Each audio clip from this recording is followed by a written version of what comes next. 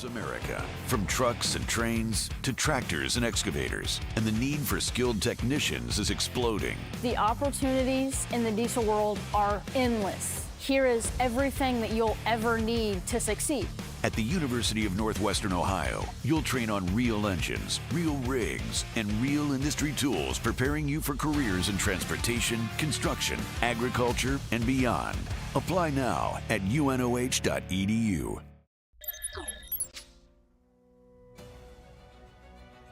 It is race day here at Indianapolis as we bring you live coverage from the very rainy Brickyard here in Speedway, Indiana. I'm Cade Corbin, set to be joined shortly by our host, Nick Stockner, here on the esteemed panel for tonight's running of the Generational Talents Always Shine at Indy 2hr. This track, very, very technical and even more challenging when there's 3 classes of cars out on track.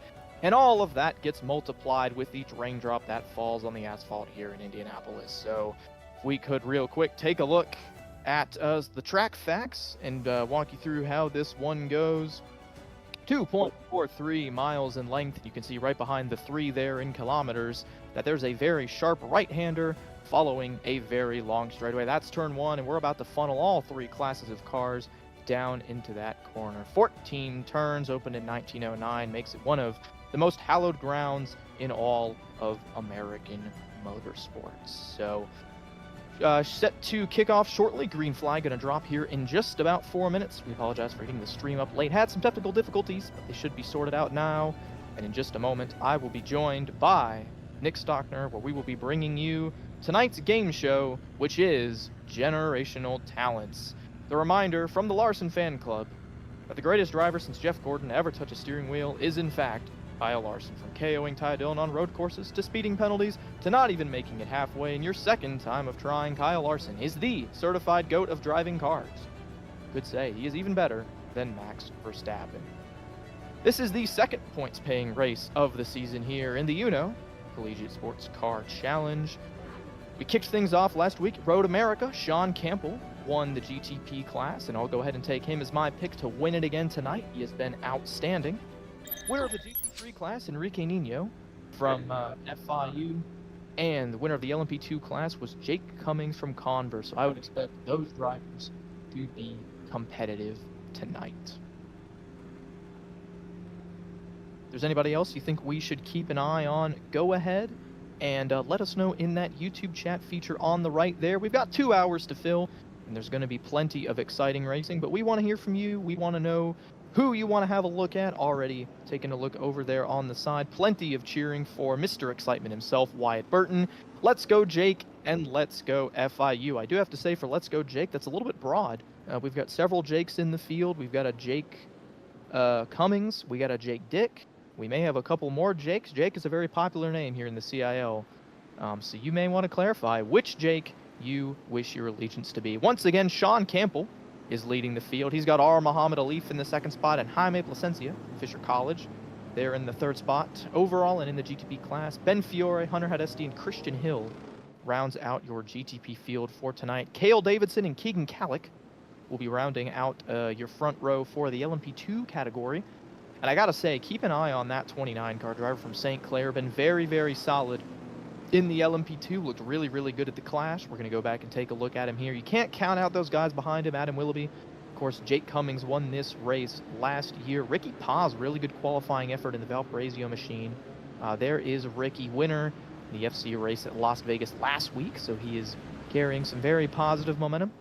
If we go ahead and take a look back in the GT3 category, that pole was won by Alexander Diamond, the driver from Drexel. He'll start alongside Robbie Kiesel. Again, that race last week was won by Enrique Nino, but a couple guys to keep your eye on will be Clint Halterman and Drew Williams. So we'll see. I don't even know if Clint's in the field tonight. Drew there in the 8th spot. There is Christian Hill in the 007 lighting as Halterman. That is a very interesting mix. I'm not sure who driving.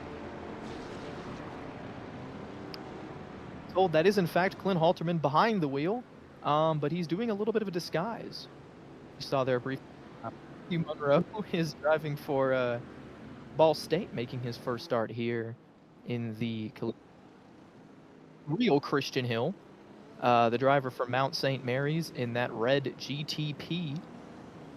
He has had a very interesting season thus far, and we are only 2 races in, only 1 points-paying race in. I'm also seeing Cade Corbin driving the 28 car. Wait a minute, what?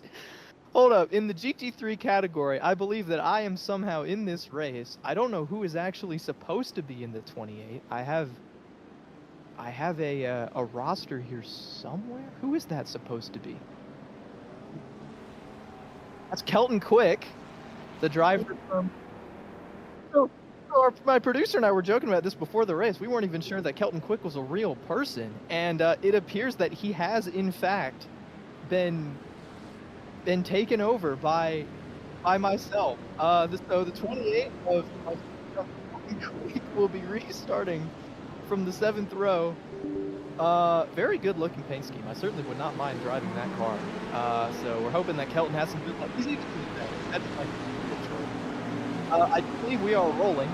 So the GTPs, I think, are flying into turn number 1. And our producer's trying to get the Cade Corbin Christian Hill impersonation snafu figured out. So we're going to keep an eye on see how Kelton Quick takes turn 1. They look to be pretty single file. A little bit of double wide just ahead. And ooh, sending it deep, nearly contact. Quick is able to avoid it. They're 4 wide for a moment. And Quick is able to keep it on track. I think that's Nick Henley. Maybe that's Lucas Moody. It's one of the Ball State cars. I have no idea. But there was a little bit of turn 1 death right there. Somebody took the alternate route. That Ross Chastain run through turn number 1. But it looked to me like he was actually okay. I don't see any major damage to any other cars. I'm trying to look to see if GTPs and the LMP2s had any issues. And I don't think they did. So that means that was probably the cleanest turn 1 in Indianapolis you will ever see in any series, in any condition. And as I say that, we are cutting to a car that is on pit road and dead. That looks like the number 99. We got another car coming down pit road here. That might be one of the Kansas State machines. Well, we're figuring this out here. Going backwards. Now they're going forwards, and now they're going back into turn 1. Oh, and there is a heavy collision. That is one of the 3 classes that we have. Here's a replay of whatever happened to that poor soul. Here is Clint Halterman getting absolutely murdered by somebody. And I'm telling you, I'm struggling without Nick. I'm going to blame this all on Nick. That is an absolute murder. And turn 1... we believe that's Patrick Witt, the driver from Delaware, and his race ends very, very early in turn 7, I believe. Here's Clint Halterman trying to limp it through the grass. Mowing the lawn in the wet is never a good idea. I know many of you have probably tried that, and Clint is finding out right now that you just cannot get it done. And the producer's telling me the good news is we no longer have to deal with 2 Christian Hills out on track. I think 1 Christian Hill is plenty. Christian, we really do like you, but the duplication was just going to be too much for my oval track brain. Here's the real Christian Hill, who is still in the race, still in the GTP category, and rounding out onto the short chute between what is typically turns 1 and 2. I believe that's Ben Fiore right behind him. That is an embarrassing move from the driver from Marist. Overshoots the corner a little bit now, cuts it back to the right. Here's the spin that happened just before the incident involving a couple of cars. Oh, and that is LMP2 death. Little bit of a jump scare there for you and for me. One of the Clemson cars, and that blue machine is I think that's Adam Willoughby, and just completely misses the corner, entered super duper shallow. I'm assuming hydroplaned a little bit, maybe locked up the brakes. I don't think any significant damage. If anything, that'll just be a couple of optionals. Oh, and this looks like no contact, but exploring new areas on the track and taking the open wheel way around. That is, I believe, one of the Auburn machines.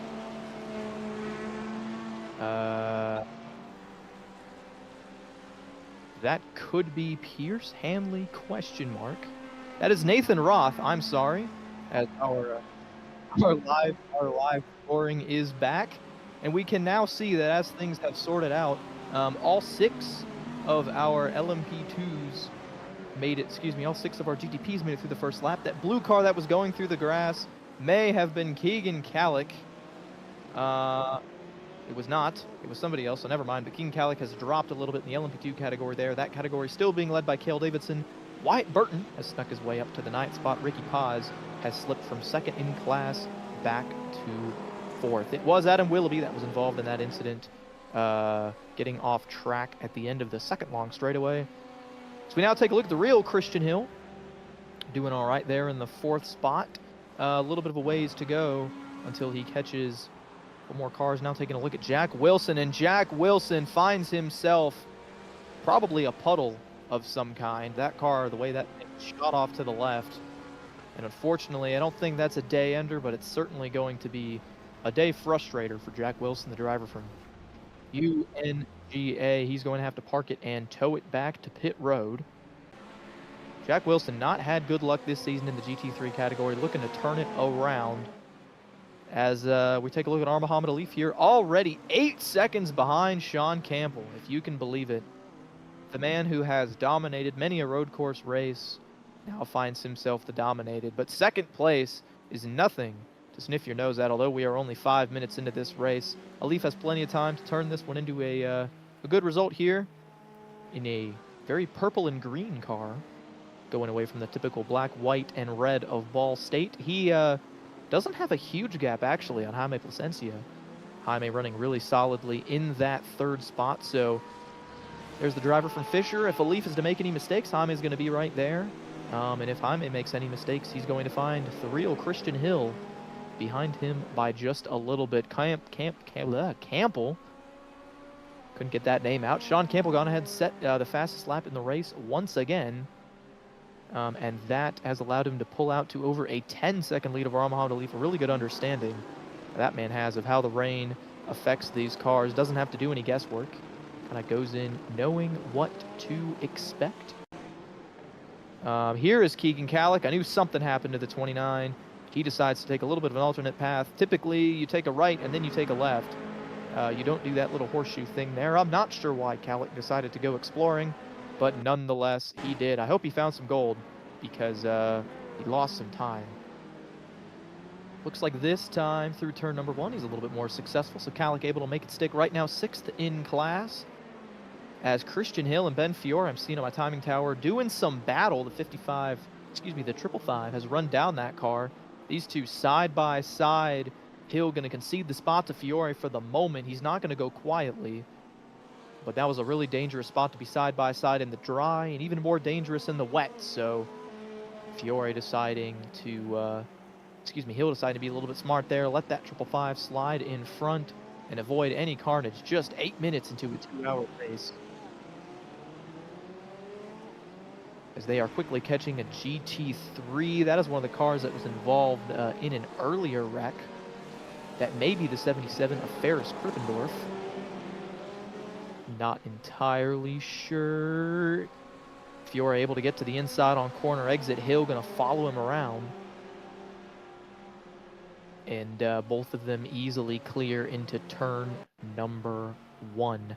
Here's Edward Sanchez, the driver from Baruch College, trying to get back up onto the front straightaway. Just gets a little bit too much wheel spin and noses that Mercedes-Benz hard into the inside wall.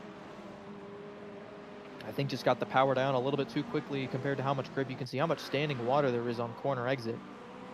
As we're now looking at Ian Brown, this is an LMP2 driver who, I think, a little bit of a similar situation. Edward Sanchez, another single car spin, able to avoid contact in that 83 car, so he stays competitive in the LMP2 category, but losing a little bit of time. So Ian Brown, still a long way to go, a long way to recover. As we're taking a look again at Muhammad Alif here. Still only 10 seconds back at Campbell. He's found a little bit of pace, kind of keeping even with that 52 car. As we cut back to Drew Williams, and cutting back to Drew Williams might be a little bit dangerous. We are live, though. This is not a replay of an incident that has already happened. It may be a witness of an incident happening live. The car that is right up his bumper, I believe, is Alexander Diamond. Started on the pole in the GT3 class. He has slipped back to 7th in that category, so good short run speed out of the 049, but right now struggling a little bit for race pace, but top 10 in that category, nothing to be too upset about. He is going to follow Drew down into the corner there. I think Drew maybe got a little bit wide on exit, no opportunity to pass, but Diamond is going to stay close because if that door opens, he wants to be able to pounce.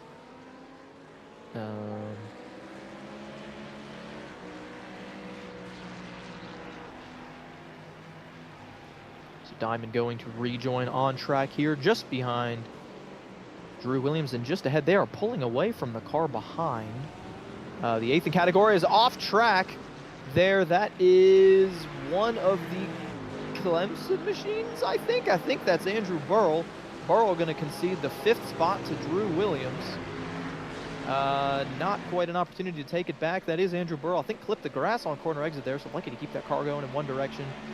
But gives up some time to Drew Williams and slides back a spot. Burrell, another guy who qualified really, really well, but has lost a couple positions here in the early going. He's going to drive it in deep on Drew Williams, though, but nothing to it. Stays careful. A little bit of nose damage to that 121 car, so maybe some signs of early contact. Hopefully won't hamper him too much. Taking a look at Ricky Paz. Oh, he gets on that sausage curb and finds his way into the grass. No contact there. Scary moment with the GT3. Ricky Paz able to keep it straight. Looking back at Andrew Burrell here. Burrell, you can see the gap has already opened up to Drew Williams. Williams, a guy who's working his way forward. They are pulling away from Kelton Quick and Alexander Diamond. I believe that is Quick. Gaslighting, sorry, not gaslighting, moonlighting as myself. Although I believe I may have been gaslit into believing that I'm actually in this race. Trying to run down to Kelton Quick. Oh, there's a car dead off track that looks like an LMP2 of some kind. That was Alex Jones, the driver from the Robles Holman Institute of Technology. Gets too much power down on corner exit. Great job by the GT3 to avoid him. That is not the 31 car. I'm not sure why ATVO is having issues.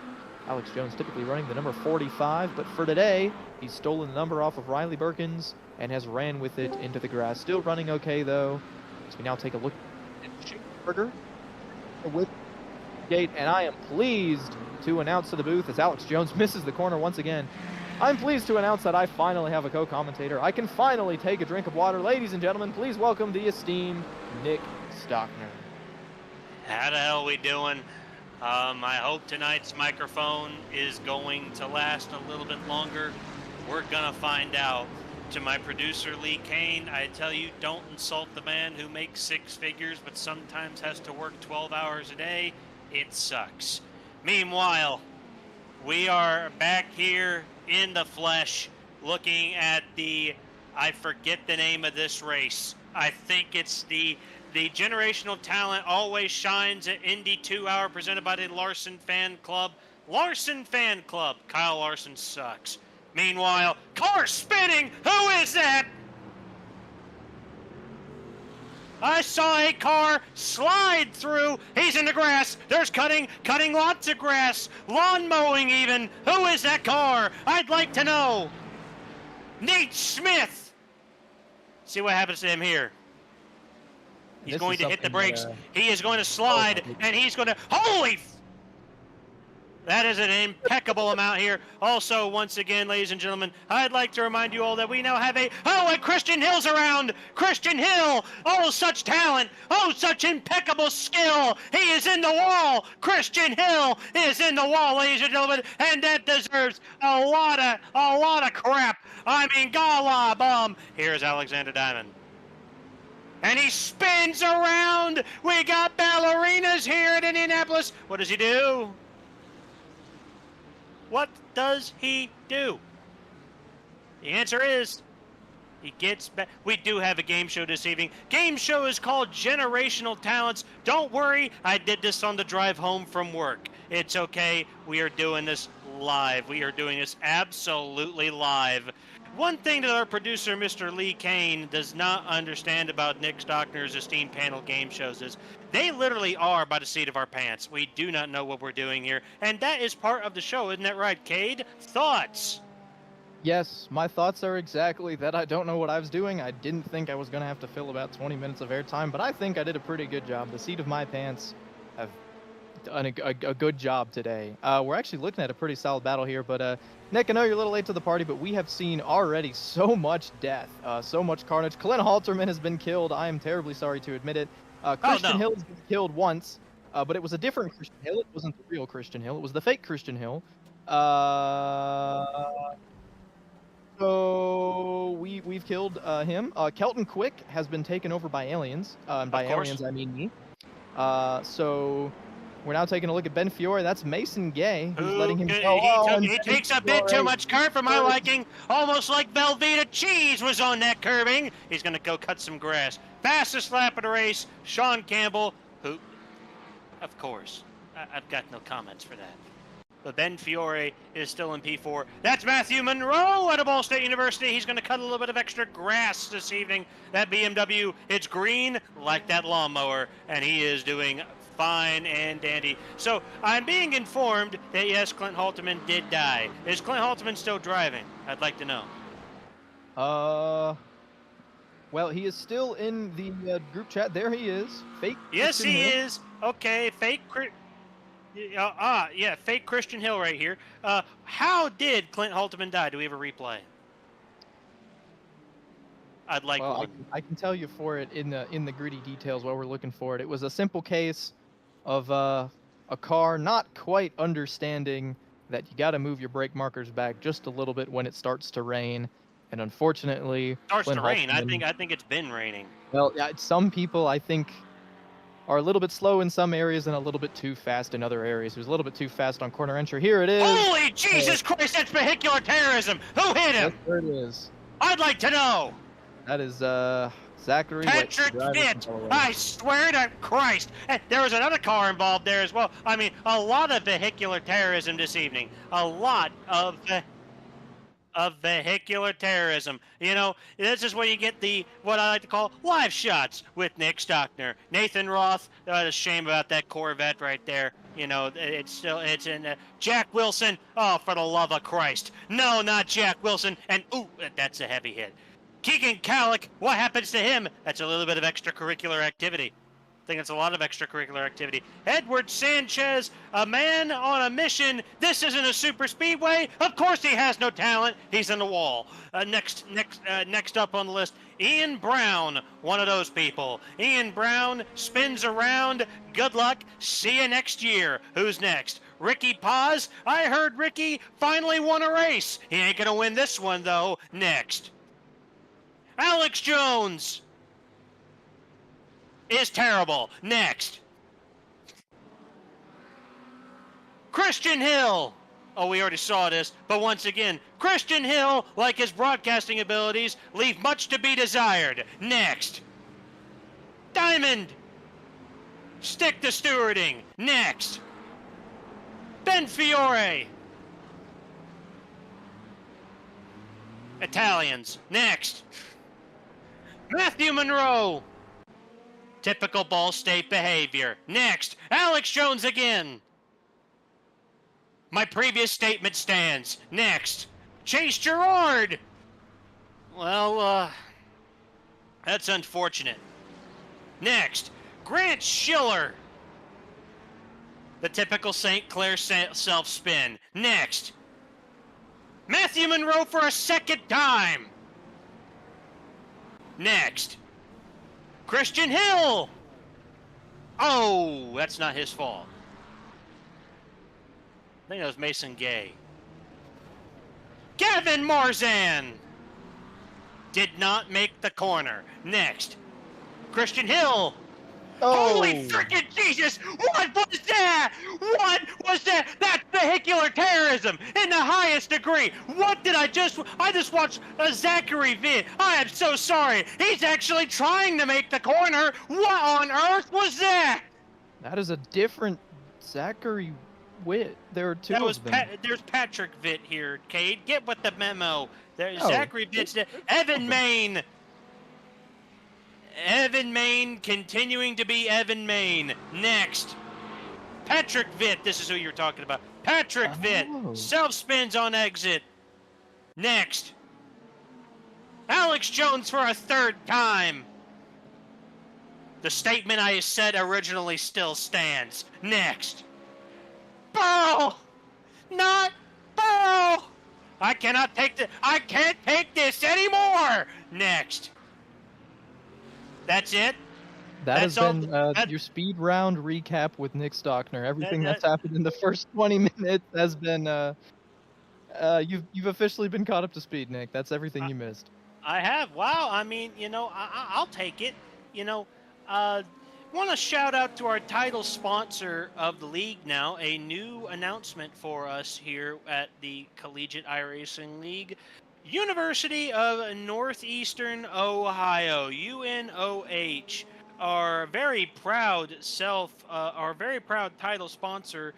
UNOH, the leader in high-performance motorsports education. You can find out more at unoh.edu.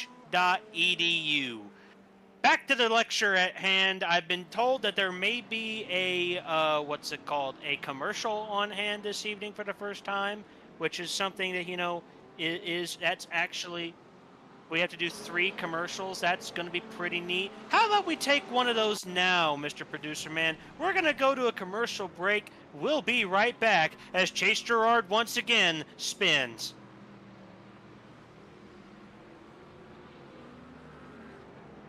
Looking for a college where you can learn by doing? The University of Northwestern Ohio puts the wrench in your hand and your future in motion. I would recommend UNOH to anybody who wants to excel in this industry. With industry connections, cutting-edge equipment, and programs in automotive, diesel, high performance, robotics, and more, this is education that works. You will come to this school and you will leave 10 times what you were when you came here. Apply now at unoh.edu. Welcome back from our commercial break. My name is Nick Stockner. You're back here with the esteemed panel. We're looking once again at Chase Gerard. We're back here with some more live feed and some live reactions. What does Chase Gerard do here? I'd like to know. Oh, Edward Sanchez. Once again, it's not a super speedway. That's a right-hand turn. No talent. Next. Chase Gerard for another time. Next. Drew Williams, absolute talent machine right there. Drew Williams, he spun. You want to know what? Take me back to some live feed. We'll react to some people later. I want to pull this man in. Drew Williams, we saw you spin and you lost your wing. Tell us about it. Didn't need it. It was additional drag, slowing the car down. So there was no need. It was a tactical change. Crew chief ordered it. Don't need it. Of course, that's what they're saying. So I'm being paid to ask this question this evening. So let's say for a minute you weren't a bum and you didn't go to Clemson. Instead, you decided to go to the University of Northeastern Ohio. Northwestern Ohio, sorry. What degree would you get at UNOH? I think that regardless of school, regardless of anything, I am an indoor boy and I want to play on the computer. So I would have got a computer science degree because every school in the goddamn world has one of those. So you don't like touching grass. That makes a lot of sense. Would you like to play the game show? Let's run through it. Of course. All right. Here we go. What up, what up, what up? What up, what up, what up? I am your host, Zane Zippa Flip here, with a great game show here today. It's called Generational Talents. Are you ready, sir? Let's do it. Rules are very simple. Like always, I'm going to ask you 3 questions. Get them right, you get the floor. Get them wrong, I get you out of here. We're getting ready for the first question here. Generational talent number 1. This man is considered the greatest to ever hold a steering wheel with 93 career wins and a NASCAR Cup Series. Oh my God, is it Jeff Gordon? Well, Jeff Gordon, but we're going to give it to you for pronunciation because we think you're a filthy Frenchman. Second question here today. Generational talents. This man has one career F1 start to his name, and in that single career F1 start, he took the slowest car on the grid and actually led a lap. Who is this man? Who is this man? Single F1 start to lead a lap. Fortunately, I don't follow the filthy European races, so I mean, is it a IndyCar dork? Can I get a hint? German DTM driver who German got DTM called up driver. for one race. Oh, it is a Red Bull man. I feel like I know who you're talking about, but the name escapes me. I know he's started many more than one, but I do think a remarkable talent in Alex Albon. Best man to drive a Red Bull. Unfortunately, no. In fact, he has no Red Bull affiliation. The answer we're looking for is Marcus Winkelhock. He took a spiker in the 2007 European Grand Prix, the slowest car that year, and led laps in his only career F1 start. But for being such a good sport, you get to thank one person. I am going to thank the best and most talented Kyle Larson fan I know, Coach Berger. Huge. He has thanked his one person, and we have gotten him out of here. You know, he was going so strong with that second answer, as Clint Halterman has another issue here. My Pookie Clint. He's not coming to Petite this year, so he sucks. Let me kind of really let me gather a little bit of information here. Patrick Veit, the turn was the other way, pal.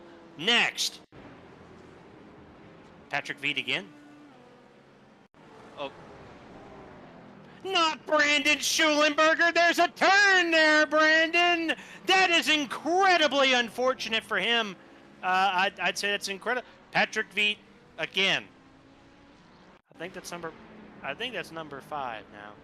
Ethan Decatur and Edward Sanchez have got. Grant Schiller's around. St. Clair is never too far behind in the spin cycle, if you will. And that is it for now. So, Cade, some thoughts, some questions, comments, or concerns? Let me have them. Well, I've got quite a few concerns. The amount of driving that we have seen today that has taken place off of the racing surface has been truly notable. I will say this, lap times are coming down.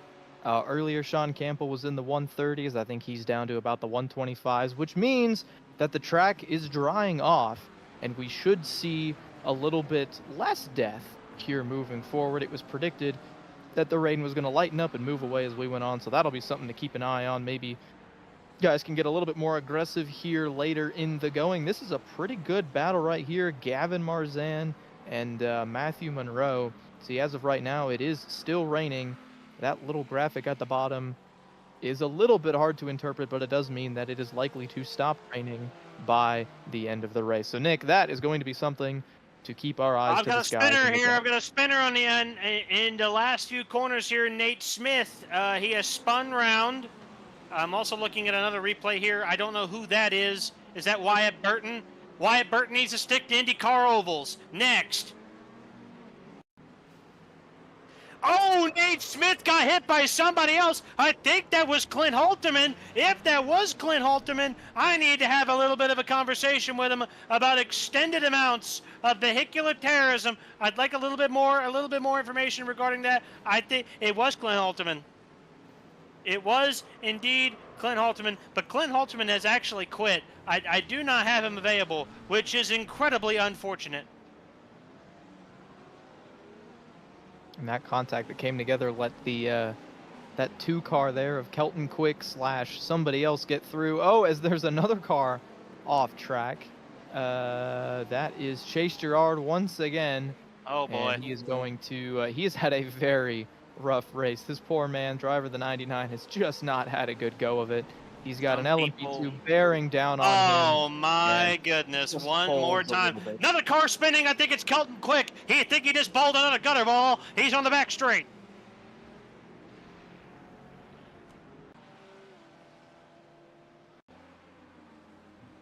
Let's see what happens it here. is. Oh, He he gets on the did curbing. himself. He bowled that ball just a little bit too hard. That was one Yeah, of the best saves I've seen in a long time, though. A tiny bit Wow. of style indeed. A tiny bit of style indeed. I will give him some credit here. Got to give a man credit where credit is due. You know, we are all about that here at the UNOH Collegiate Sportscar Challenge. In fact, I'd like to turn your attention here as I have to give out one of these ad reads. The University of Northwestern Ohio in Lima, Ohio is the leader in high-performance motorsports education. Are you interested in a career in racing?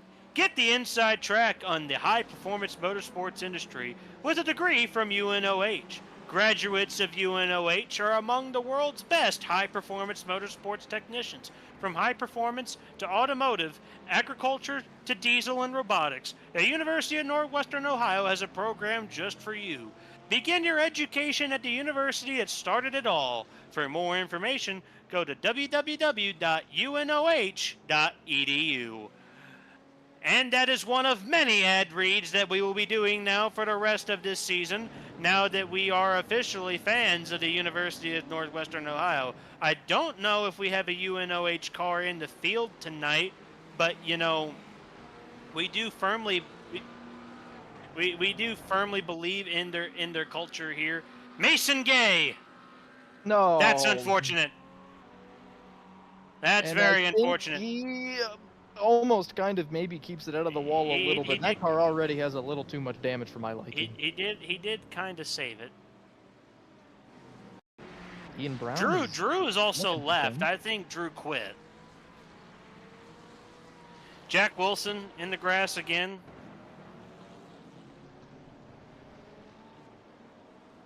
And another incident for, is it Witt or Viet, whatever it is, he has found plenty of grass tonight. That man may want to consider a sponsorship with the Home Depot.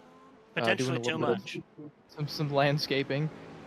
He's done pretty good at it. This is a car who has done a good job at avoiding the landscaping. Robbie Kiesel Jr. right on the back bumper of Nick Henley, boys. This is a battle for the class lead in the GT3 category. The top two separated by just a couple of car lengths. We have a car spinning. I see Keegan Kallick is around. No, not Keegan.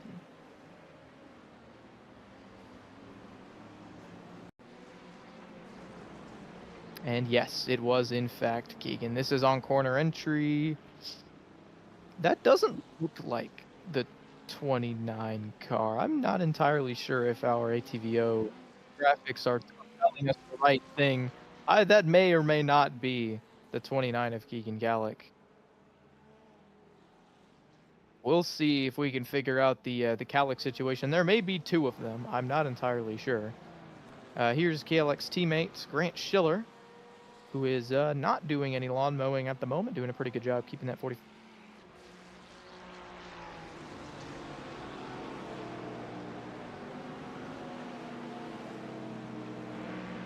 Andrew Hortz exists. Moving on. So Nick, I do have a question for you. I know you're as Jack Wilson's going to slide off the track a little bit. I know you're typically the one asking the questions, but I've got a question for you. What exactly qualifies as a generational talent? What does somebody have to do to make themselves? Well, you know, Maybe I want to be one. our generational talents of this world, it really depends on the discipline. When I think of generational talents, I think of Jeff Gordon. I think of Fernando Alonso. I think of a Lewis Hamilton. I think of a Valentino Rossi. Think of a Sebastian Vettel. You know, people who they undoubtedly, holy Jesus, who just killed Ali? That looked like Thomas Crump.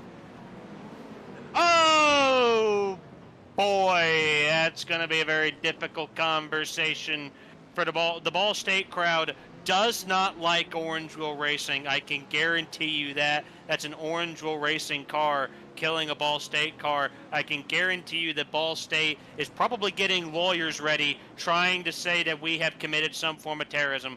Wyatt Burton, tomorrow night's your race, pal. The FC race in Michigan. Tonight's just not been your night. Jack Wilson. Again. We got some Ferris Doofenshmirtz Evil Incorporated fans in the chat. Ferris Krippendorf is his government name. I'd like to focus on him a little bit if we could, just for a couple seconds.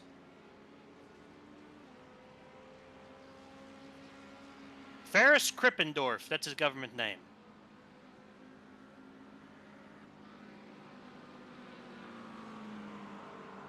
He's in the race. I'd like to talk about him.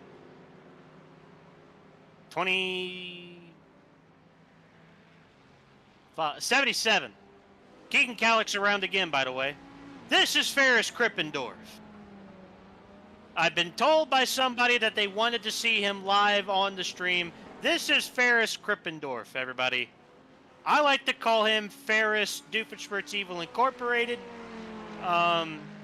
because who in the hell wants to pronounce Krippendorf? I really don't. Jacob Dick was around as well. I believe Wyatt Burton has, Jake Dick, he got turned. Who turned him? That was an Acura. That was not a Leaf. I want to know who turned him. Yeah, somebody turned him. I'd like to know. Can you focus on the other car? Something, please. Oh, Lord.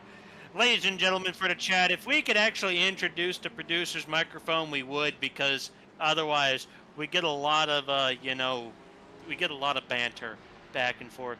Meanwhile, our Muhammad Leaf has fallen down to 6th place, repairing his damage from Thomas Crump. This has given Jaime Plasencia 2nd place. An incredible showing for the man with, once again, that Jaime Plasencia killed him. That's not going to be good. I don't think that's going to be good at all. Some may say it's even more. Run, but Gavin Marzan and really, that's Matthew Monroe, and Monroe goes around and they park and they kiss just a little bit there, a little macaroon, and then ooh.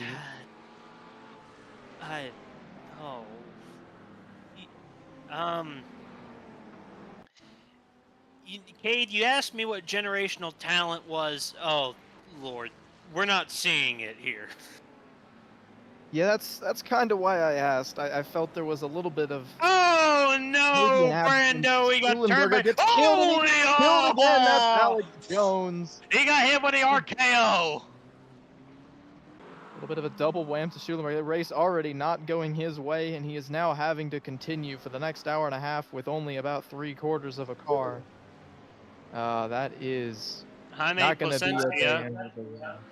And that is Sean Campbell. Sean Campbell, everybody. He is leading this race. He's leading it by over a minute. Yeah.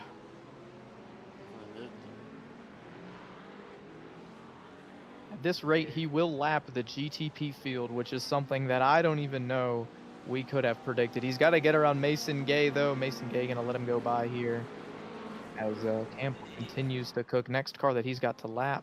Here's not the next car, but that is Christian Hill, currently P5 in the GTP category. Decatur spun around by somebody on the first corner.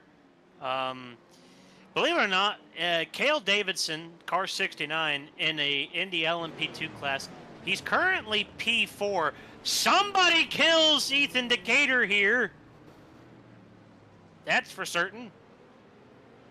Don't know who, but they did. Car 21 kills him, apparently. 321. That Kennedy? would be Alexander Finnerty who killed him. Close moment there with Ben Fiore trying to get That's through. unfortunate for 2 OWR cars. I believe that's Ferris Doofenshmirtz Evil Incorporated. It was, or they're still together actually, like a pack of dogs. I'm getting a lot of reports, a lot of different reports. Not a lot of different people to talk to tonight. BD,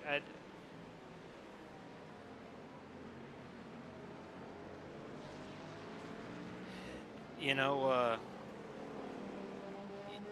it's we're getting a lot of different reports.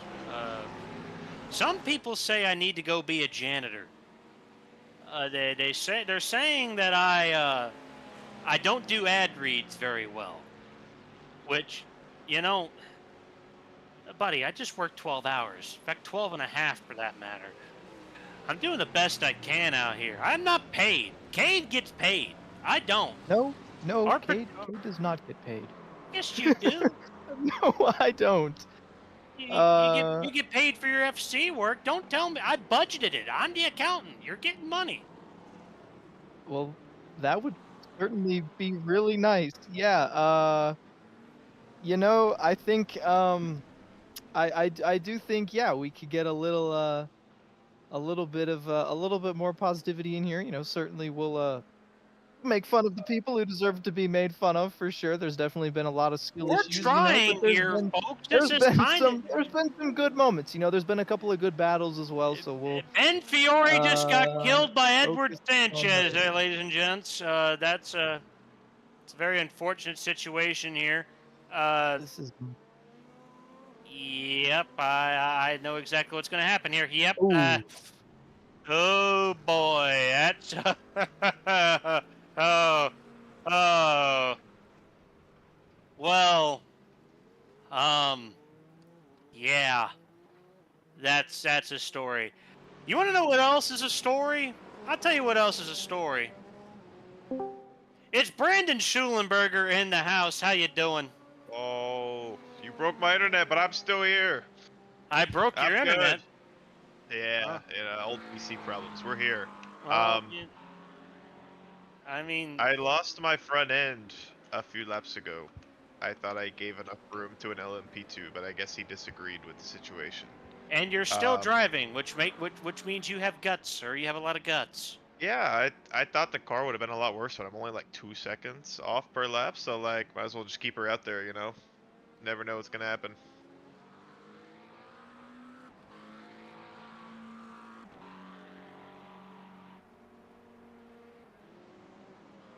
But, yeah, I'm just reading more of this chat here. People tell me I need help with the funny, annoying comments.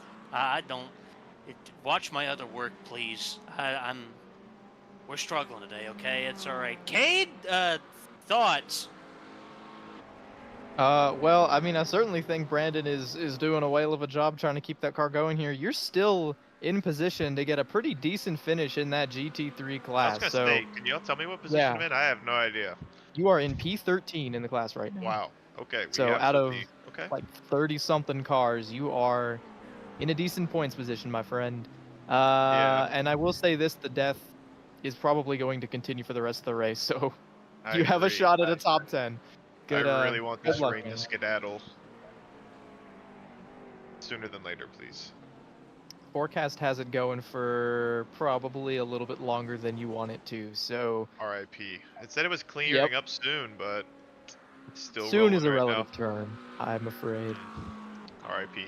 We do have a couple of questions for you, Nick, if you want to ask him about generational talent. Well, yeah, we'll ask him that. But first, a question for you tonight, provided by our new title sponsor, UNOH. Brandon, let's say instead of being a bum and going to Wingate University, you decided to go to the University of Northwestern Ohio in Lima, Ohio. What degree would you get from UNOH? That's a good question. So initially I was going to get an engineering degree, and I don't regret going business, but I wouldn't mind taking a stab at like a mechanical engineering major. Or that, or probably a marketing degree. You know, marketing's pretty important nowadays. Fair enough, fair enough. I could tell you as an engineering degree graduate, it wasn't easy. Yeah. But now it's time for our favorite portion of the evening. Welcome, welcome, welcome. Welcome, welcome, welcome. I am your host, Woodrow, but don't have a paddle. Here tonight for another episode of our game show called Generational Talents. Are you ready to play, sir? Oh, I'm ready. Exactly. This is exactly what I wanted to hear. You're about to get swung on in round one. So, 3 questions, 3 answers. Get them right. You're great. Get them wrong. Get you out of here. You know the drill. First question. NASCAR generational talents. This is about NASCAR generational talents here. So, this man, considered an outlaw by some, was the first champion of what you could consider a playoff format in 2004. I don't do that.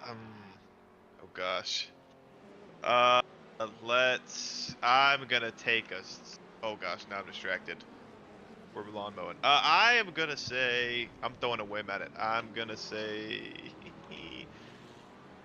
Kurt Busch.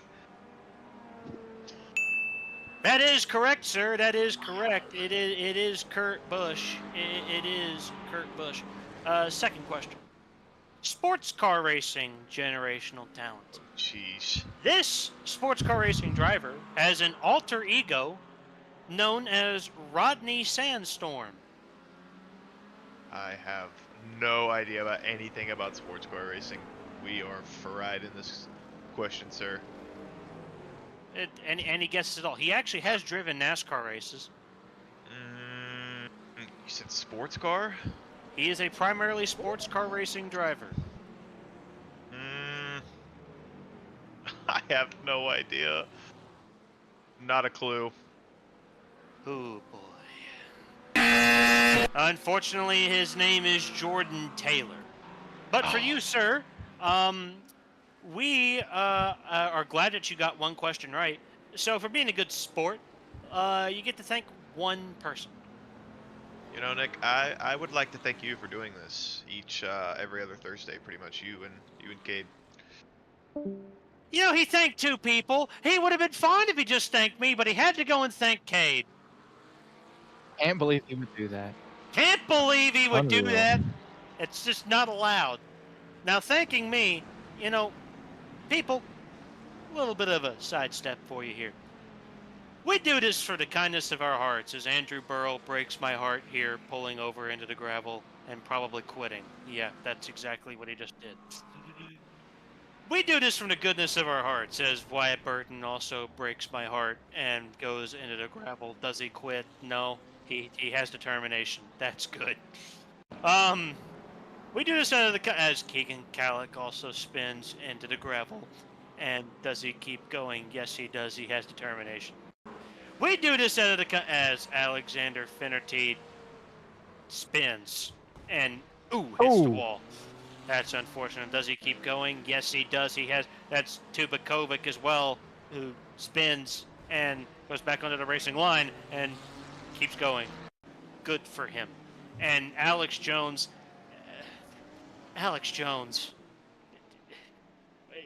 that's been an adventure. We do this out of the kindness of our hearts here at the Collegiate iRacing League. Some get paid, some don't. I don't get paid. It's been a very difficult year. Been a very difficult last little bit here. I couldn't do this without Cade. I couldn't do this without Lee. We're here tonight with the esteemed panel, halfway through this race.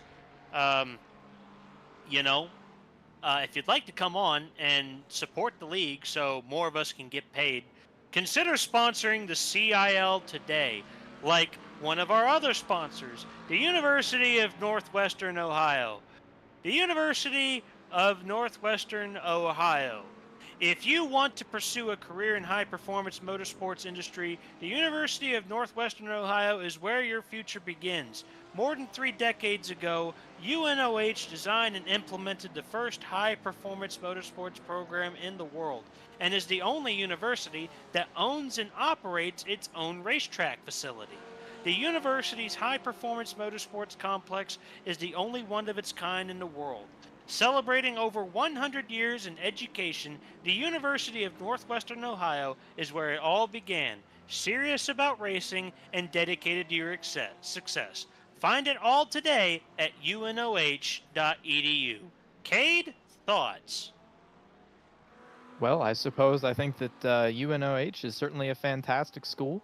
And I maybe only think that because they are sponsoring us. I've never been up to their campus, but I have heard some good things about them. There's a guy that I know races well on the Cup side. Tyler Skozin is, I think, one of the drivers that kind of brought UNOH into the CIL and worked with them a little bit. And so their sponsorship is going to be absolutely crucial in, helping us do what we want to do. Talk about getting people paid, but it's not just that. It's covering the cost of hosting these sessions. It's covering the cost of some of the technologies we use. And this is a big wreck because that is Enrique Nino, the winner of last week in the GT3 category. And that was one of the top running LMP2s. That may have been Cale Davidson. Yes, it was. The 69 drills the tire barrier. And that is what has dropped Davidson so far down the running order. And that hands the lead of the LMP2 category over to Ricky Paz. Another look at it here. Davidson looks to the inside, and I think Nino was trying to give him the lane closest to the wall, and that just wasn't where Davidson has his car pointed. Yeah, Nino, I don't know what Nino was doing there, but also at the same time, as with sports car racing, people should know that the rules about sports car racing are very simple in terms of etiquette, is that the faster cars have to cleanly find a way to get around the slower traffic. The traffic does not have to give away their position. The faster cars have to find a way around them. It's part of the traffic management. It's part of that whole ordeal. Meanwhile, Robert Kiesel Jr. has taken the lead away from Nick Henley. They are both currently in the pits. Sean Campbell has actually lapped the entire field. He's lapped the GTPs. He's lapped the field, which for Sean, I think personally Sean needs to start with a 1-lap penalty and has to see what he and see what he can do as someone spins behind him. I think that was Andrew Hordes. They need to. We're getting reports that some people are questioning dry tires. If you are questioning dry tires, I want to bring you in for a drug test. Right now, it's just a little bit too wet. Still, if you're thinking dry tires, I don't really know what to tell you. Meanwhile, is that Jake Cummings trying to pass Ricky Paz? Yes, it is. I think it is. I think we want to get our hands on that battle. Okay, there's Ricky, but where's Jake? He's supposed to be 3/10 behind him. That's what my interval is telling me, that Jake is 3/10 behind him. Oh, so Jake is 4/10 behind Christian Hill. Well, then this interval thing on your screen is wrong, man. I'm reading it up like it is. Cade, am I blind? Well, I was definitely seeing the same interval as you. I'm not sure what the intervals are reading. Cummings is a little bit faster right now than Paz, so that battle could develop as we watch it happen here. Still an hour of racing left as, oh my gosh, the car exiting the pits almost killed Edward Sanchez on cold tires. My goodness, 3 wide in turn 3 is not recommended here at Indianapolis, but we did survive. Ian Brown has spun. Ian Brown, yes. Wow. The pit cycle is absolutely underway. We got a lot of cars on cold tires. Jake Dick has assumed lead of the GT3 category. Ian Brown wasn't coming out of the pits. He just decided he wanted to try to find a shortcut. And everybody able to make it through that corner. Oh, I spoke way too soon. Around goes Brown. No damage to the 83 at the moment, but still pretty good now. Oh, my guy from Charger There's a corner. Motorsports. He's okay. He made it. He made it work. Ben in turn Fiore. three. When the moon hits your eye like a big pizza pie, it's Fiore. And there goes Andrew Hordes. He's still racing, though. Christian Hill disappears. Jake Cummings makes the corner. You know, that takes talent tonight. It certainly does. I mean, being able to stay out of trouble looks like it's been really the bigger challenge than just going out and turning lap time. As to my point, Christian Hill runs it off the track, still running in the 5th spot. I think he was in 4th and got off track and gave up a spot to Hunter Hadesti. So the 888 and the 085 right now, a little bit of a battle going there within the GTP category. As the spun in turn 1. That was Hadesti jetting around the 085. Here's Wyatt Burton. Thomas Crump goes around in front of him, and they do synchronized. That was cute.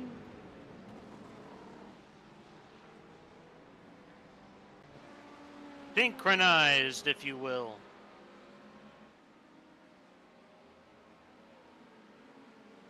They are calling it the coolest overtake of the season, how both cars could spin at the same time, and yet an overtake still occurred. Thomas Crump in P4 right now. You know, hoping we could pull him up into the booth. I don't think we can right now. Robert Giesel. He's this. By the way, Sean Campbell just set another fastest lap of the race. The man has lapped the field. And when I mean lapped the field, I mean it. Like, lapped the field. And Edward Sanchez, I'm getting reports, put on dry tires. Oh. Jonathan Ocasio. Yes, I want to put the camera on Edward Sanchez if you can, because I am getting the reports that he has dry tires on his vehicle. I'd like to see how he's getting around on dry tires, because he is, he's tiptoeing around these 90-degree corners. He says he's on dries. Well, Mr. Producer Man is telling me that he's on wets. I would think I want to disagree. I'm going to go check his tires right now.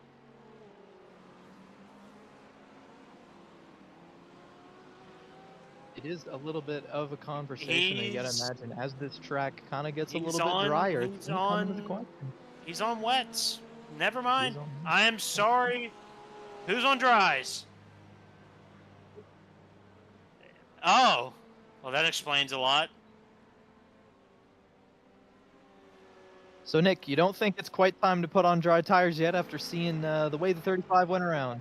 No, it's after Jonathan Ocasio has proven to us, of a couple of different things. Yeah. It's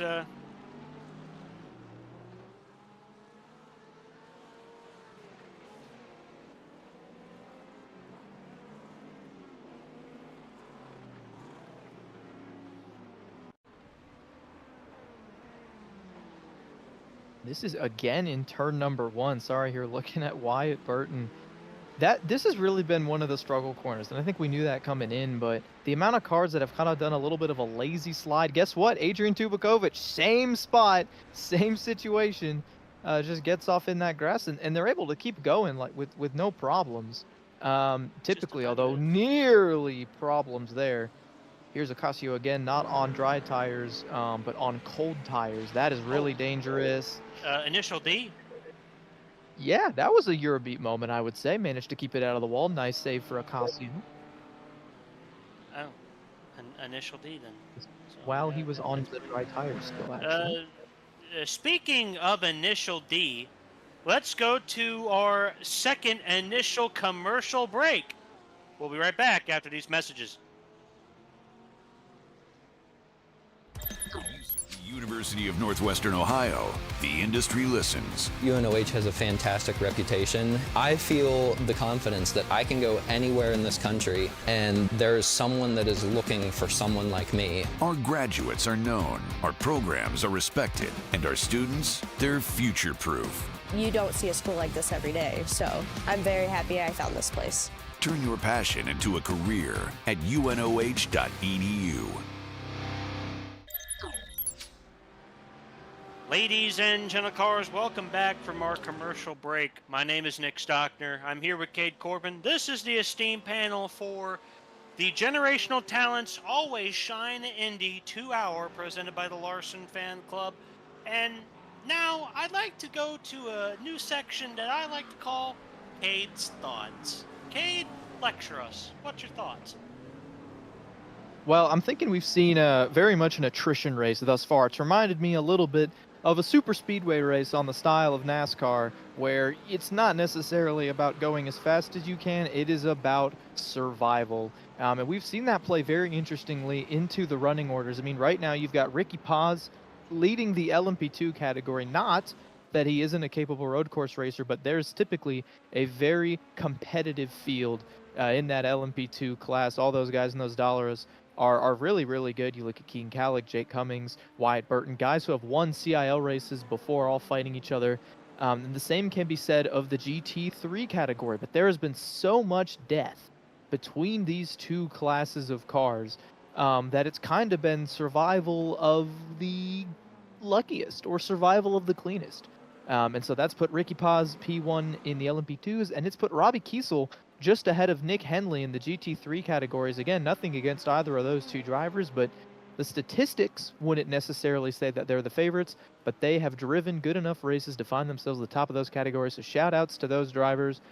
Good runs for a couple other Ball State guys, Jake Dick and Kelton Quick going as well. And Thomas Crump right now third in the LMP2 category is having a good race as well. There's Kelton Quick. He is not Cade Corbin. I'm Cade Corbin. But this is Kelton Quick, who I have apparently assimilated. And he's right now making a pass on Edward Sanchez. He's got a lap on that 36 car. He's looking at... He's got a few seconds up to the next position. I believe that is Krippendorf there just ahead. Nick, you can correct me if I'm wrong, but Krippendorf is a couple of laps behind Quick here. As well, Nate Smith. Yes. So that is actually going to move That's Quick up position. That was a spot that, yeah. So up to P4 for Kelton Quick. Ladies and gentlemen, that was Cade's Thoughts. Cade's Thoughts are brought to you by Matcha, Performative Males, and Ryan Whitlock. All three things are the same thing. Meanwhile... Oh, we're three wide. Oh, my. We are three wide. We're splitting the field. That's two Ferraris right there. That's Hunter Hedestian or Muhammad Ali. Oh, that was tight. Muhammad Ali has got himself back in this race. For some reason, took a very, very long extended pit stop, but he got decided damaged, remember? to continue. Well, he was on pit road for quite a while, though. Crump basically RKO'd him like our generational talent, Kyle Larson, RKO'd Ty Dillon on the Indy road course. Well, Alif is back in this race. He is still cooking. Alex Jones has decided that he's going to go exploring. Up? Honestly fair. Honestly fair from Alex Jones to give up. I would give up too. He's still out there. He's P5 in the category right now, so he's doing all right. Muhammad Ali is deciding to test out the bottom lane there. Might be looking to get a little bit more moisture on those Pirellis. Yeah, as the tires, as the track dries out, wet tires have a thing where they really don't like dry track. They get really freaking hot, so they hunt for moisture now, honestly, to cool the tires down. So you're gonna see moments where these cars, they hunt for different lines that have more moisture, just to cool their tires off, particularly on the front stretch where the inside of that straightaway hasn't dried off as much as the top side competitive line, considering that there is no active precipitation. There is only, on-track precipitation from the spray. So now we're getting to that point in race 2. The sun is also coming out. That's going to dry the track off. As people continue to drive, that will dry the track off. The moisture is going to kind of seep out of the track, and it's eventually going to get to that switchover point that is when the dry tires are faster, because you do not have to go searching for moisture on the wets. I don't think we're quite at that point yet. We've seen a couple of guys try it out, and was met with mixed results, mostly negative results. But these results right now are seeing that maybe give it 5 or 10 more minutes, and if you're locked in a battle with somebody, kind of deeper in some of these fields for the classes, there's some battles going on within a couple of seconds. You might try to undercut a guy, get on dry tires sooner, heat those tires up. Once they're at optimal temperature, you can start laying down some lap time. Somebody else might have to make an additional pit stop to swap their wets. So this definitely could be a very interesting race from that perspective. I'm here to report some more gamesmanship. Edward Sanchez is making the entire crowd believe that he has dry tires on. We know he doesn't, but he is basically fooled this entire field into thinking he has dry tires. Himself? Is it possible that he has fooled himself? Potentially. Edward Sanchez either has made the whole field believe he has dry tires on, or he thinks he has dry tires on. He doesn't. We know he doesn't, but if he had dry tires, why would he be doing that? But he is not available to be brought up, which is incredibly unfortunate. It is quite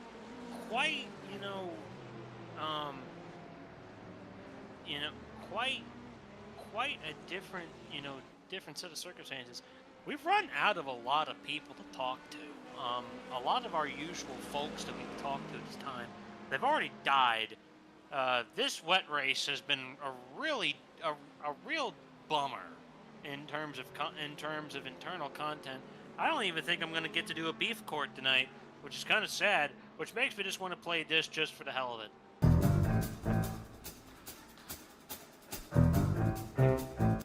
Back to the lecture at hand. So,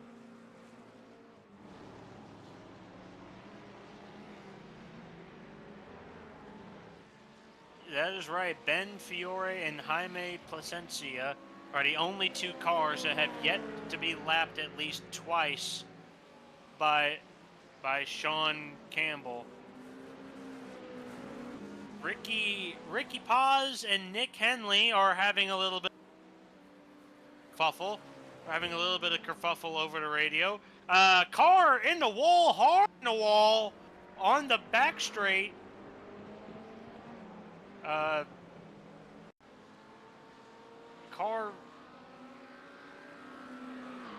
Oh, that's Christian Hill. And that is a destroyed front end. My goodness. Luckily, no other cars involved, but wow, what a hit. Yeah, that's a shot. In the meantime, we're going to bring him up.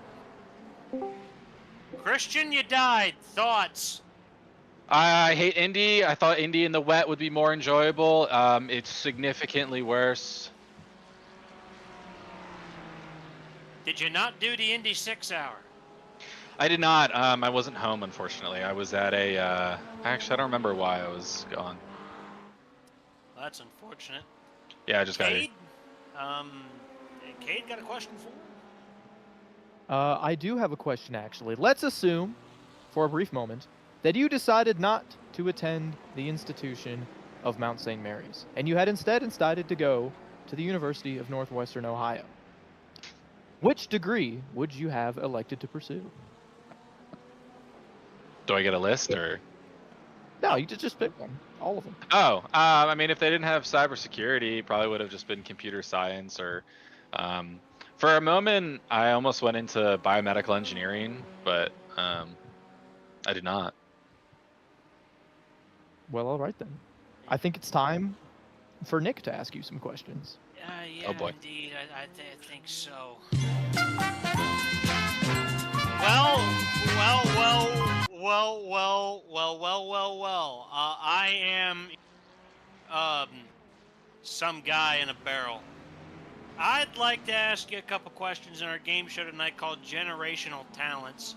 You ready to play? Yes, Mr. Barrel. Yeah, that's exactly what you need to call me. So we're going to talk about 3 questions. Get them right, get the floor, get them wrong, get out of here. First question. Formula One generational talents for you, sir. This man, who some may say he is the greatest to ever do it, others may say he hasn't been doing it long enough.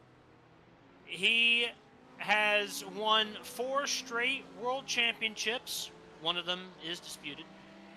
And has potential to go and steal a 5th from the filthy British in the McLarens. Who is this man? So they're still racing? Yeah, they're still racing. Oh, would it not be Alonso? I just said he won the last 4 straight world championships, and you say Fernando Alonso. Sorry. It's okay. I wasn't listening. It's okay. It's understandable. The answer is Max Verstappen. But because you're such a great sport, I'm going to let you thank one person.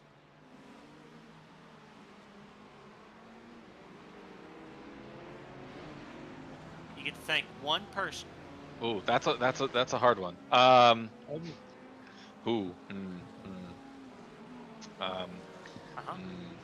like to. All right. I'll thank my girlfriend for putting up with all this crap. Wonderful. Beautiful. Yeah, I say straight up, thank one person. Silence. Straight, deafening silence. Cade, thoughts? Well, I'm not sure what Christian is going to go do now. I think he's pretty much out of this race. That was, I think, a race ender, as heavy as that impact was there on the back straightaway. He has now fallen all the way to the tail end of the GTP category and probably does not have much of an opportunity to lift himself into the top 5 in that class. So probably night over for Christian Hill. Hopefully he's able to go enjoy it with his girlfriend and maybe go do something fun. Yeah, he may be able can figure out to how to give us the correct stream information. I don't mean to call a man out like that, but I did the entire intro for this race twice, and the first time we weren't live because we weren't set up correctly. Wonderful. And I don't know whose fault it is, but it'd be kind of funny to blame Christian, so we're gonna go ahead and do that. So Wyatt Burton is on dry tires, I'm being told. He has warmed those tires up, and he might be the first one to venture into slick tire territory. He's trying to gain some ground right now on Jake Cummings and Ricky Paz and Thomas Crump, who is a full lap ahead of him. He's putting a bunch of spray out there for dry tires. Edward Sanchez once again spins around. It's been one of those days. Yes, it's been one of those days. I'll tell you, there's a good battle going on in there. Kelton Quick, Nate Smith, and Jake Dick have all been running pretty much identical lap times. There've been a couple of mistakes, and that's what spread them apart. But they are right there together. That's the battle for 4th in the class. There is Kelton Quick, just ahead of, I think that's Hunter Hadesty. And so you've got the Ball State car, then you've got the MSU car, and then back there behind the lap car, Ferris Krippendorf, you've got another BSU car. So this is going to be one to keep an eye on here. If one of these guys is able to get on dry tires first, they may be able to pull away a little bit. I think I'm going to have to be a little bit biased towards Kelton Quick, even though he and I had a little disagreement at Daytona in the Cup Series this year. He has taken my name, and so I have no problem cheering him on, maybe to a podium here in the GT3 class. That would be kind of fun. For just randomly giving out our names on other cars, can I get my name on Sean Campbell's? I'm not entirely sure how. If I knew, I would tell you, but I don't. Well, our producer man is telling me that he doesn't know how this happened. So I'm just going to say I think it's up to gambling. Speaking of gambling, you can go gamble at Harris Cherokee Casino and Resort, which is a personal partner of mine. Don't know why I presented them here. But speaking of CIO partners, we've got one more commercial break coming up right here for you from our premier partner of the Collegiate Sports Car Challenge, the University of Northwestern Ohio. So we'll be right back after this commercial break. At the University of Northwestern Ohio, racing isn't just a class, it's a lifestyle. Every single day, I go to class and we're thinking about racing. And on the weekends, it's about racing. Literally, my entire life is racing now, and I just love it. At UNOH, your classroom is a garage. Your homework, horsepower. And your network, the racetrack. Making the connections with all those people is huge. That's how you get somewhere in racing, and UNOH definitely helps you with that. Apply now at unoh.edu. Welcome back to our esteemed panel here. I've been asked by the crowd to get a highlight, a spotlight, if you will, on Mr. Alexander Finnerty, car 321. Can we present the Finnerty Hour?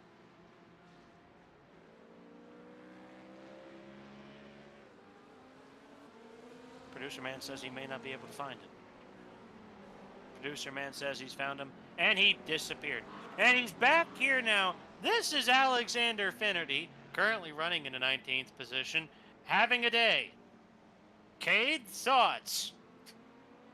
He is certainly having one of the days. This has been a car that's been around a couple of times, but I tell you, as this track has dried out, it's let drivers be a little more aggressive, keep their cars get a point in the right direction. And now that Alex has been able to be looking straight ahead at all times, as a Leaf makes a little bit of an auspicious move there on him, and he's going to fight back on the inside. A very aggressive move from Finnerty, and nearly gets around the 12th car of a Leaf. Make We it are happen. not biased here on the esteemed I panel. want to see We it. respect all drivers equally. Yes, Alexander Finnerty, very up and down day. However, it looks like he is ending on an up. His car has no damage. He is pointed in the right direction. He's found a little bit of pace now that the rain is not actively falling. So hopefully going to end on a good note for the driver of the 321 and build a little bit of momentum next week for Road Atlanta, which, before anybody says anything, is probably my least favorite track on the collegiate sports Get out of car here. challenge. Get It's out of just here. awful. It is an awful It's- track. It's got blind corners. It's got too much elevation. It's all weird and bumpy. For the and- love of Oh, God, yeah.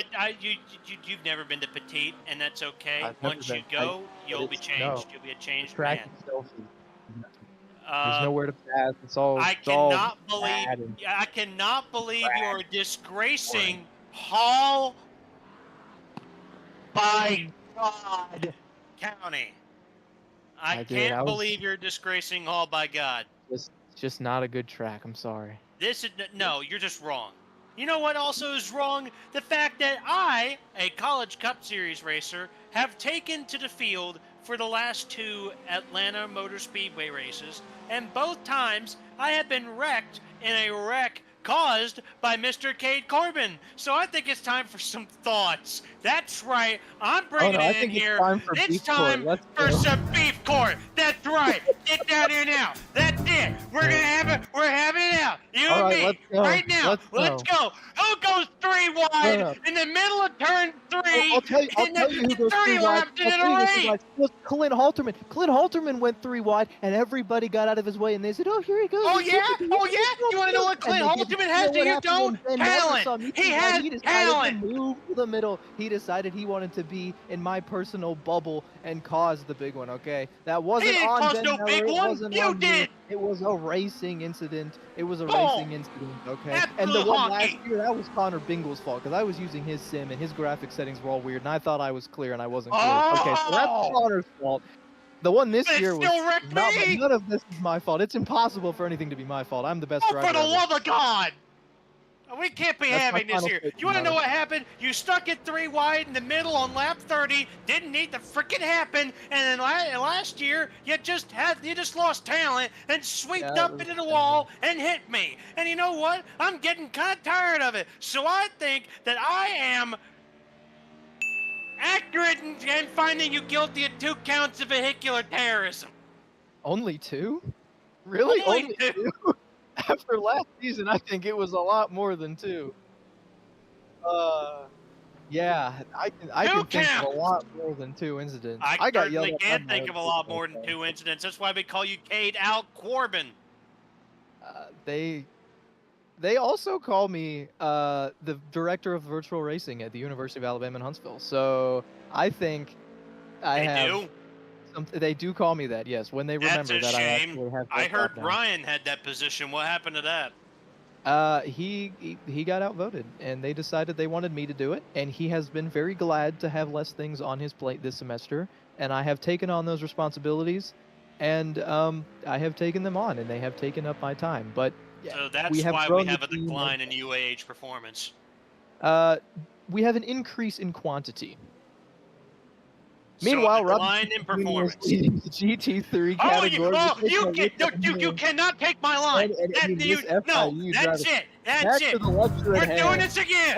We're doing this again. You cannot take my line. I am the one who says we want. Oh, for the love of God! I can't do that. You know what? That's right. I'm ringing the bell right now. I'm getting on my gloves. We're duking it out right now. Me and you. Let's have it out. I cannot believe you're doing this to me. I will go to Petit Le Mans just to fight you. And I will deck you so hard, I'll have you rolling down turn 5 before the race is over. We're gonna go toe to toe. Wait a minute. Before the race is over. Yeah, we get 10 hours to have it out. Right now, you and me, let's go. We're putting up our dukes. We're swinging haymakers. However, this is a great time to advertise that both the College Cup Series, the FC Series, and the Sports Car Series will all be going to Road Atlanta the week of October. Yeah, it's in a while from now. We don't have a C race next week. It's in a couple weeks from now. We get a break. The next upcoming event. Drivers will begin to mentally prepare to take on the roads down in Brazelton, Georgia, following the conclusion of tonight's race. So you mispronounced the name of that. You mispronounced the name of the town, and it's Brazelton. Ah, well, you pronounced the name of Lima, Ohio, as R. Muhammad Alif nearly gets murdered, or does the murder? I'm not sure. Well, I'm not from Ohio. I've been to Ohio. I haven't. I don't want. Oh, well, I shouldn't say that. I would love to go to Ohio, particularly where the campus of the University of Northwestern Ohio is located. The University of Northwestern Ohio. It's time to turn your passion into a career. The University of Northwestern Ohio is a pioneer in the field of high-performance motorsports education. UNOH designed and implemented the first high-performance motorsports program in the world and is the only university that owns and operates its own racetrack facility. Celebrating more than 100 years of education, UNOH has more than 40 degree programs to choose from, including programs in diesel, automotive, robotics and automation, and hybrid electric vehicle technology. UNOH currently has 3,000 students from 48 states and 40 countries on campus and has educated students from 81 countries. Are you ready to take the next step with a degree from the University of Northwestern Ohio? UNOH graduates are employed in all levels of professional motorsports, from NASCAR Cup, Xfinity, and Truck Series to Monster Jam, Formula Drift, ARCA, NHRA, IndyCar, World of Outlaws, and beyond. Serious about racing and dedicated to your success. Find it all at unoh.edu. You know, I think we got really good transition into these ad reads tonight. There was an exact moment in there that you realized that we were in fact sponsored. That was pretty incredible to watch. I gotta give you props. That is why you are the longest tenured member of the esteemed panel. Yeah.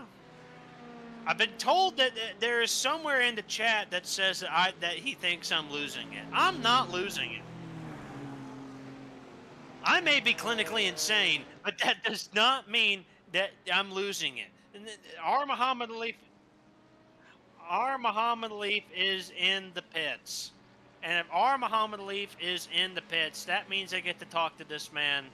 Let me grab him. resident Australian, Hunter Hidesti, is in the house. 40. Hunter, thoughts? Not many. Okay.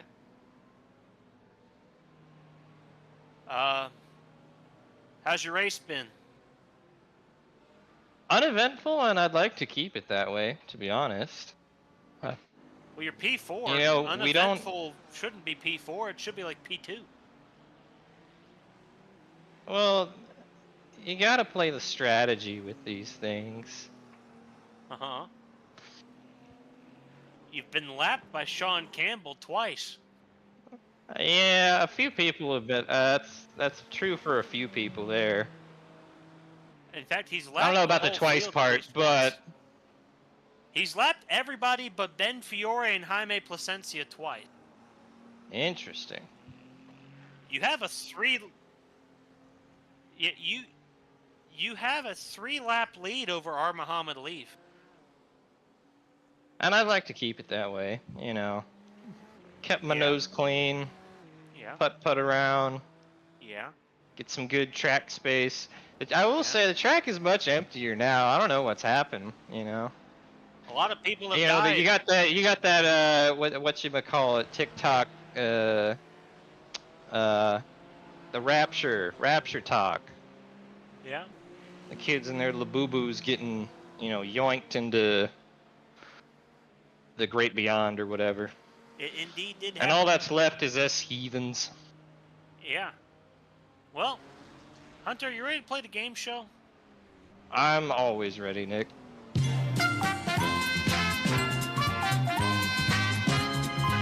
What up, what up? What up, what up, what up? I am your host, Less Filling, More Taste. Here tonight with a game show for you about generational talents. You ready to play? I'm ready. Of course. Gonna ask you 3 questions, get them right. You get the floor, get them wrong, I'll get you out of here. First question is about NASCAR generational talents. Oh boy. This man is considered the 7-time champion that was not allowed to be a 7-time champion because he has been robbed by the NASCAR mafia. He has 93 career wins and is considered the greatest driver to ever hold a steering wheel. Who is this man? That man is the King Richard Petty. It's Jeff Gordon. Jeff Gordon has 7 championships. And I said is considered the 7-time champion that was robbed of 7 because he only has 4. Funny. So yes, I have fadangled you. Well, you got me. It is unfortunate, but because you're such a great sport, I'm going to let you thank one Australian. Ooh. I have to thank one specific Australian? Yep.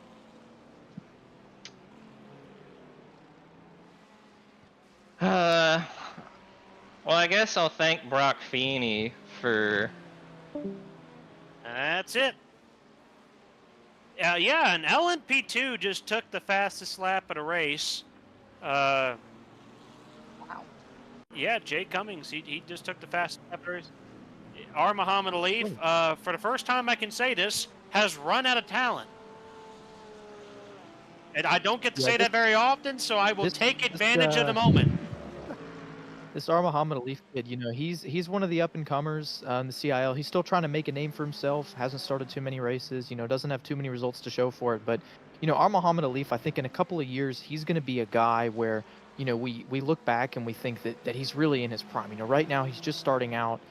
He's just starting to just get some track time, right? What you want to do in these races. Yeah, he's back in 5th, but you want to get out and just run all the laps. You want to learn all you can. And so, yeah, in a couple of years, couple semesters, you know, this young kid, he's going to be able to go out and I think challenge for some wins. Oh yeah, I think he's on the correct trajectory. Today is just not his day.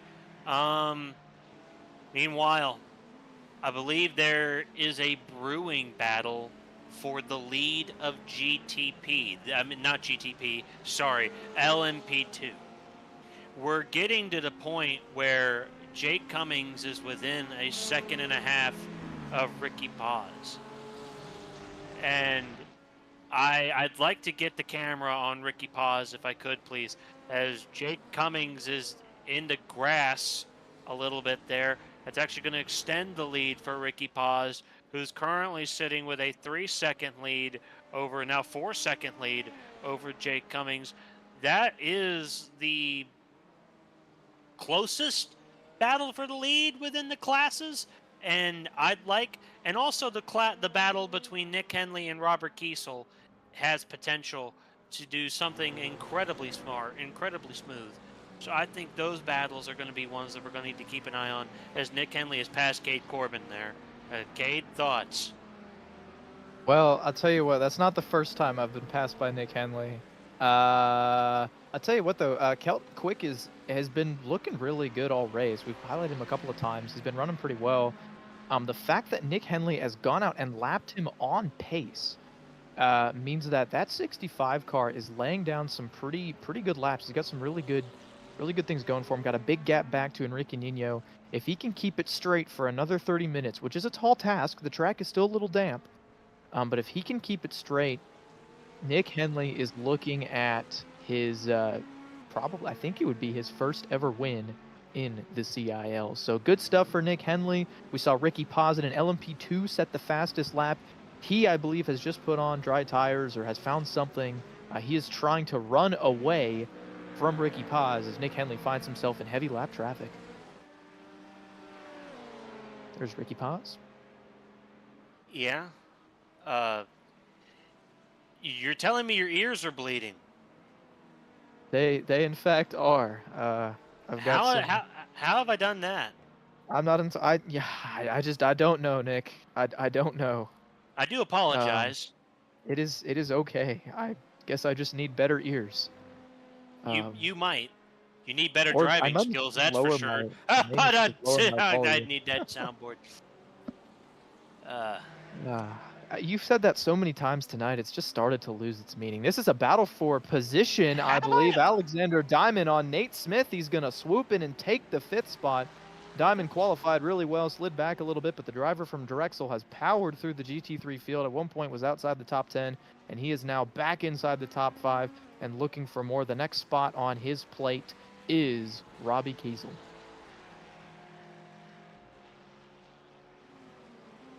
Yeah, as Jake Cummings has just taken another fastest lap in the LMP2 class, it leads me really to believe that Sean Campbell is kind of just coasting. Because he can't afford it. He has a 1-lap advantage over Jaime Placencia and a 2-lap advantage at least over the rest of the field. He's lapped everybody but Benjamin Fiore at least 3 times, and he's lapped Benjamin Fiore twice. He's lapped Jaime Placencia once. And, you know, oh boy, that's going to be, oh boy, that may be that may be an episode to watch for certain. Another episode that may be worth watching here is, I believe that, no, Ian Brown is in 6th. Never mind. Thomas Crump is way far away from Jay Cummings. That's not really a battle. Looking for you know, some battles, maybe some position battles to talk about throughout the field. I'm apparently asking for too much. How about we go through the field? Would that be an option? How about we go through the field? We're going to start with Sean Campbell. Sean Campbell, he's been leading. Next. Jaime Placencia. He's only been lapped once. He's in the pits. Next. He's actually been passed by Ben Fiore, as Ben Fiore is in 2nd place now, 2 laps down to the leader. He's enjoying himself, I think. Sad that we couldn't talk to him tonight. But next, Hunter Hidesti, we've talked to him already tonight. He's having a decent race. Next, Ricky Paz, leading the LMP2 class, hoped to take home his first career Collegiate Sportscar Challenge championship win. That'll be nice to see. Next, Jake Cummings no longer holds the fastest lap. That belongs to Ben Fiore. Next, Thomas Crump makes the corner. Next, Wyatt Burton also makes the corner. He's been enjoying himself on those dry tires, trying to catch back up to Thomas Crump. Don't know if he can get there or not, but we would like to see it happen. Next, Nick Henley, leading the GT3 class this evening. There's a 17-second lead over Enrique King.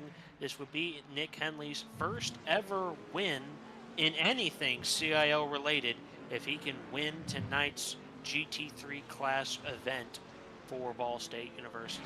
Next,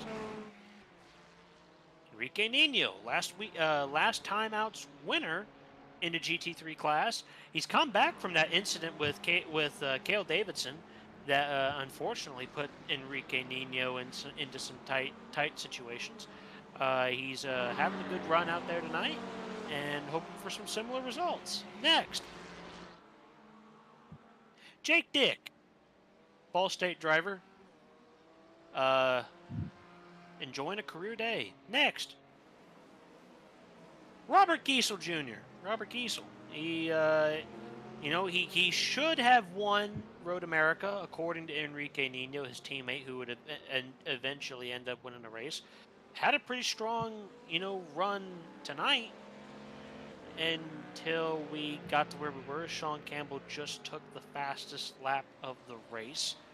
But I think Robert Giesel is on for a good showing and some good points. Next,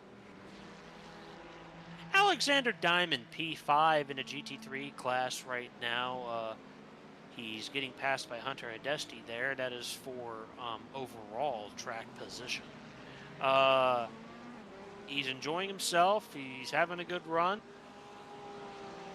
He has one career podium to his name in a FC race at Road Atlanta, Cade's hate track for some reason. But he good tonight. Next,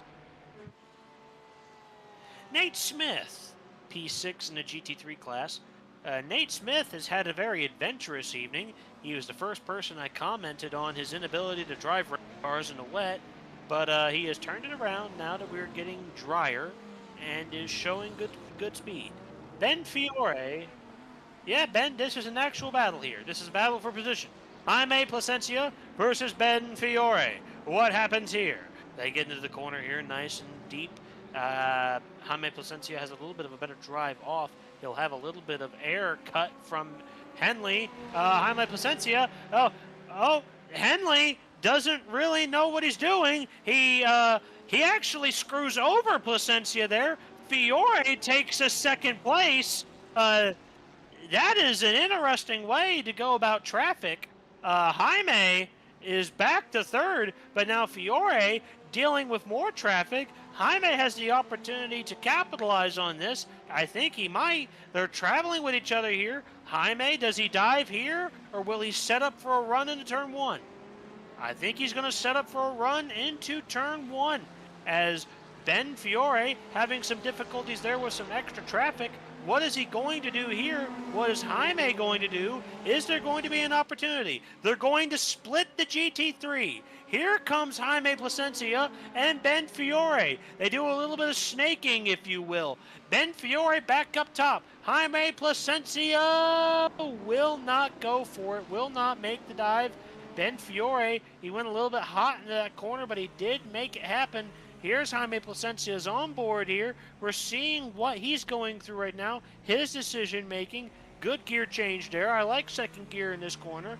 And he's going to go right back up to full throttle. Hit a little bit of curbing. There's an opportunity here. There's an opportunity. Side by side. Please focus on the cars. We're side by side here heading into the backstretch. Last of the light breakers. Contact. And Fiore keeps the position. A very heated battle ends with a little bit of elbows out there for Ben Fiore. Cade, thoughts? Well, I think these two are running this race in the same voice chat, so they were probably talking each other through that one. And probably not a whole lot of love as Jake Cummings finds turn 1 to be the trouble spot once again. I think he's going to hold on to second in class, but that may have gotten rid of his hopes of winning that category. Back to the battle here. Ben Fiore pulling away from Placencia, but hasn't put a complete gap on him yet. I can't imagine there's a whole lot of team orders or games being played right here, but these two are going to race each other very, very aggressively, but they're going to race each other clean. So if Placencia can get back to Fiore, he's had a little bit more pace at the beginning portion of this race, so I think it's going to happen 20 minutes, and I think this battle for second is not over. I don't think it is either. I really don't think it is. I think this is the closest battle we have on track for a position that would matter, or unless I'm wrong. I believe, oh, here we go. Drag race again. Another GT3 getting in the way. What does Placencia do? He's going to let Fiore outbrake him again. I believe that's for a better run in this corner, and you know, there's not really a lot of passing opportunities through here. I don't really know what Placencia has in his mind right now thinking, but that's a great run off of that corner. There's potential here. Look at Placencia sniffing down the diffuser of Ben Fiore. He concedes. He may be setting up a turn 1 pass. I'd like if he to can see get a little bit of a later apex here and get back onto the throttle really quickly, neither driver gets the back end to step out. I think Placencia does get the run, though. He's going to have toe down this long front straightaway, get some of that draft, and maybe try to pull to the inside. Both drivers stay close to the wall, but here goes Placencia for the dive. Fiore on the block, Placencia back to the top. Fiore gets the preferred groove into turn 1, but he completely overshoots it, and he is way off track. That's going to be a slowdown, and Fiore, he dips down into that wet. I don't know if he has dries on or not, but you can see there just no braking. He was never going to make the corner, and that's incredibly unfortunate for him. He is given the position. That is a smart move there from Ben Fiore. He is given the position to Placencia. So I've been told he has dries, so he definitely was in the wet heading into that corner. I guarantee there's a little bit of play there, because there he is. He's in a little bit of extra wet. He's got no braking there. That car just slid, and he wasn't downshifting as much as he should have there. I think he a little bit of overcooking, too many cooks in the kitchen, and he also he went into the corners a little bit too hot, but he's right back there again. He's looking for something to happen. I believe we just had a car spin. Yes, we did. It's class leader Nick Henley. He has spun.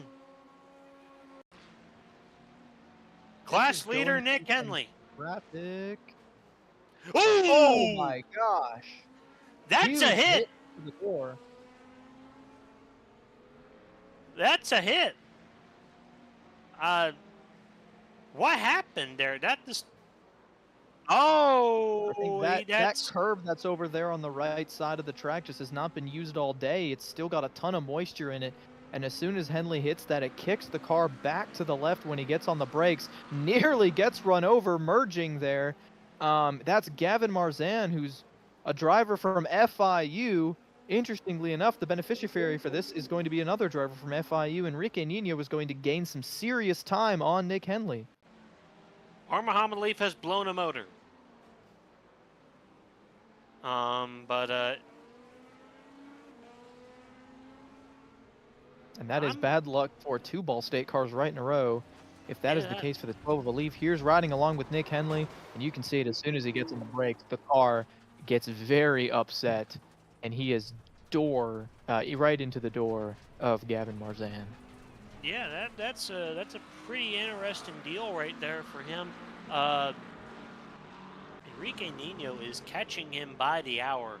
I don't really know, at least from what I can tell here, live on the screen. Henley has some damage. He's got some nose damage.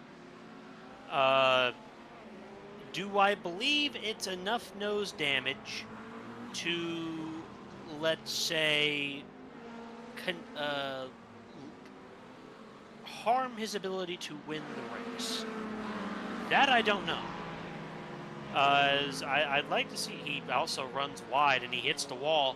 If Henley not having a good time right now, he comes across the line to do a 127. I'd like to know what Enrique Nino just did. He did a 126.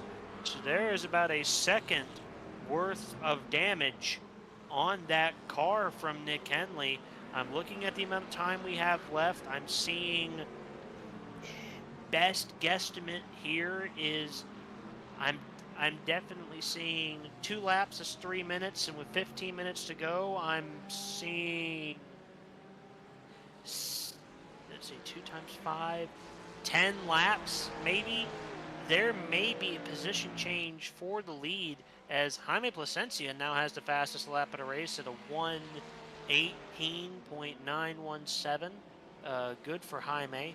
He is trying his best to really get out in front of Ben Fiore. He's dealing with Hunter Hidesti there, who is way behind now, and Sean Campbell just took the fastest lap back with a 1:17. You know, good for him, I guess. University of North Carolina at Greensboro, race car driver, UNCG, having a good day. There's Grant Schiller. Yeah. That's a battle for position there with Jonathan Nicasio, UK driver there, and then Schiller from St. Clair College. So these two, they're going to be going at it. This is to finish inside the top 10. Only one of these two is going to get the honor of finishing inside the top 10. I believe that car behind them is in the battle as well. As we look back up ahead, and Ben Fiore has gotten around Jaime Plasencia once again. I don't know how that's happened, but they are going to be side by side on the front straightaway, door banging a little bit. Fiore is going to lean on him, trying to get around the Jake Dick, the GT3. Fiore is flashing. He's going to try to send it to the inside once again, and misses the corner. And he makes it stick in turn 2. Oh my goodness! Ben Fiore put on the parking brake and parked it in the corner, and he still took it back. Here comes Jaime Plasencia. He's pissed off. He wants this position back. He is screaming over the radio right now. Yeah. He will concede just a tiny bit. There's a little bit of conceding involved in that there, which is, good for him and possibly not. Depends on the day. But I really want to see a little bit of fighting going on here for Jaime Plasencia. I think he can do it. I have faith in him. He's going to have to get a good setup here. He has to get a good setup here. He's not going for it just yet. He needs a good setup here. He needs another good setup in this next corner here. He needs another good setup. Does he have it? Side by side. He's going to dig back in. He's going to dig back in here and get some draft. He's going to get some suck. He's going to get some good suck. What will he do? Ben Fiore down the block. Last of the late breaker. Ben Fiore keeps it, but not for long, as Jaime Plasencia gets right back onto the gas here. 12 minutes to go. Does he have enough here? I'd like to see him try.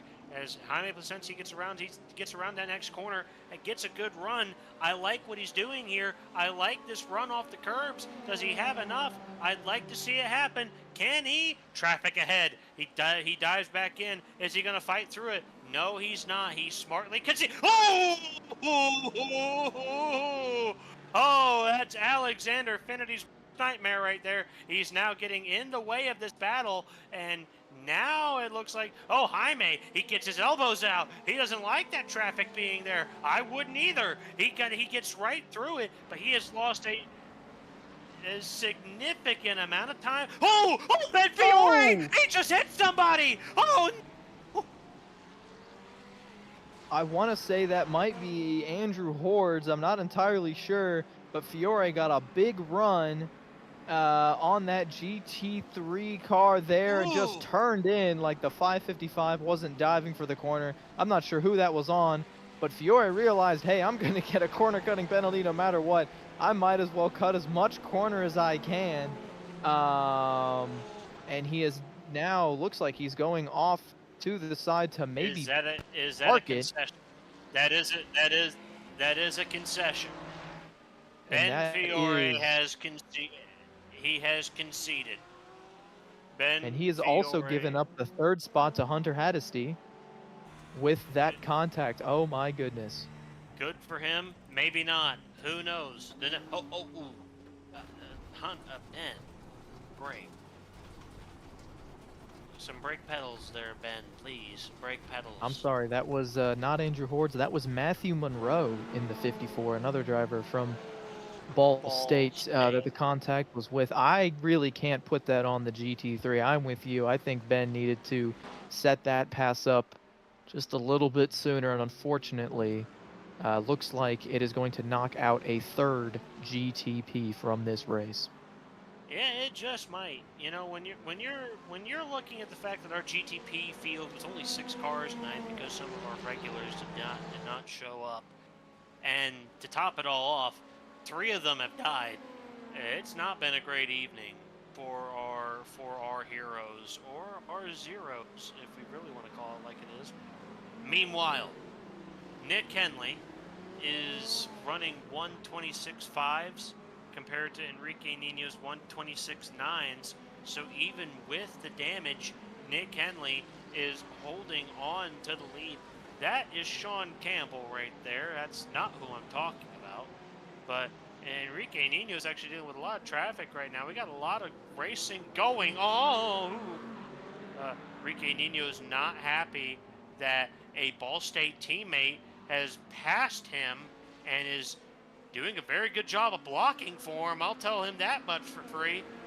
Nick Henley getting a lot of help there from Enrique, from I believe that is Kelton Quick. Yeah, Nick Henley getting a lot of help from Kelton Quick there. And Enrique Nino is not having it at all, Cade. Thoughts? Yeah, this is some F1 style team orders right here. Kelton Quick in that Ball State car, that Corvette, is being, I don't know if he's being told or maybe he's just figured it out on his own, but if he can block Enrique Nino for a little bit, look at the flashing from the FIU driver. Nino knows he has got to get around that Ball State machine. If Quick throws it in deep here, he can maintain the inside of turn 2. He's going to make Nino outbrake him and cross him over, and he gets back ahead, and he is going to force Nino off the racing line here through turn 3. He's going to get a better run down the straightaway. Nino is going to have to rethink it a little bit. There's nearly contact. They stayed clean for the moment, but Nino is really got to be thinking about the bump and run. No, he gets clean through the chicane and puts a little bit of breathing room on Kelton Quick. What a teammate. And if Henley can hold on to win this race, he owes one to Kelton Quick. It cost him 3 seconds. Wow. That is good on Enrique Nino for not letting that cost him any more time than 3 seconds. But also, if I am Kelton Quick, I'd like to ask one question. If I had Kelton Quick available, I'd like to ask him one question. What are you doing? You're a lap down. This race is not yours. Enrique Nino is fighting to, he's fighting to stay in it, and he's made a mistake. Never mind. I'm not saying. And now he's got to deal with Kelton Quick all over again. I will say this. No. Enrique Nino has plenty of teammates in this race. There are more FIU cars. The door has been opened. It is on the table. If one of those FIU machines wants to go out and start throwing some blocks on Nick Henley, that has now been made an option for the FIU team. I don't know how many of their cars are still in this race. A lot of hard braking there for Nino. If I'm Enrique Nino, I'm getting on the radio, I'm finding a buddy and telling them to block the ever-loving hell out of Nick Henley. That may be the only way that he can get back in this race. He has overheated those tires. He's lost another 2 seconds. Now, granted, that 2 seconds was because of a mistake. But like I said before, for our Kelton Quick fans out there, he's a lap down. He shouldn't really be doing what he's doing. I really have a hard time watching them. And I say that solely because Ball State, from my insider sources, are telling me they believe there was some race manipulation last week where Nick Henley and Clint Halterman was helped by Orangeville Racing LMP2s to block him so that Clint Halterman could pass him. We don't have a verdict on that yet because Ryan Whitlock has yet to do the penalty report, but we will find out shortly if that is guilty or not guilty. I have been told from some insiders that it's leaning towards not guilty, but we don't know.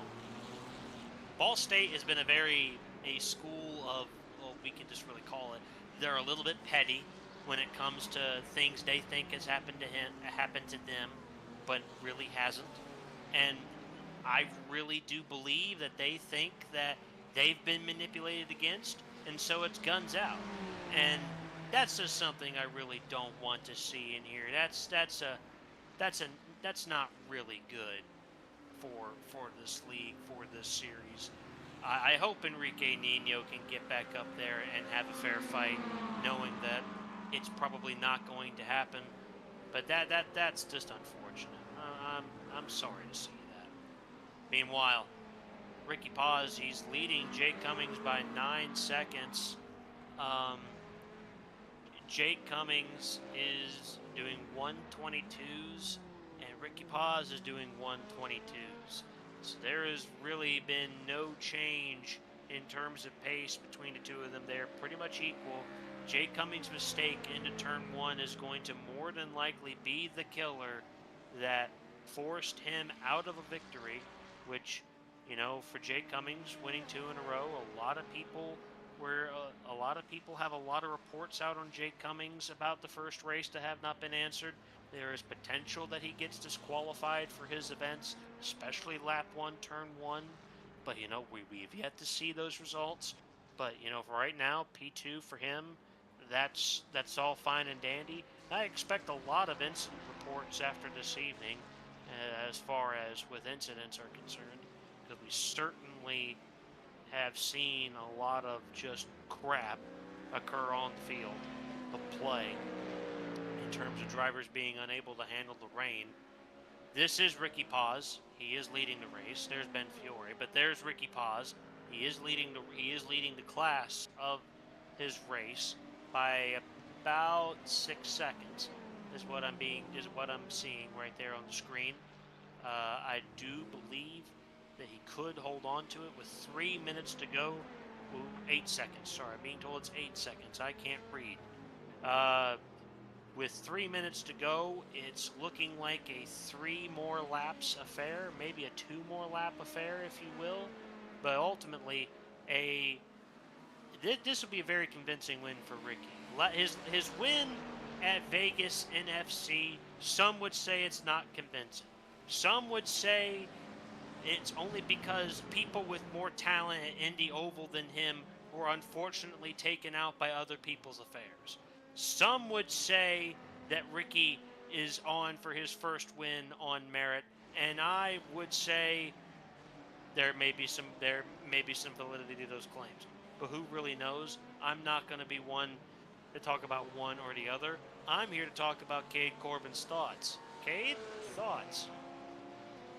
I mean, I think in both races for Ricky, you've got a lot of cars that have wrecked out. Of course, in this one, the LMP2 field has been hit pretty hard. I mean, look at the list right there of drivers that are out. Calick, Davidson, Willoughby, they'll qualified really well. But at the same time, survival is a skill.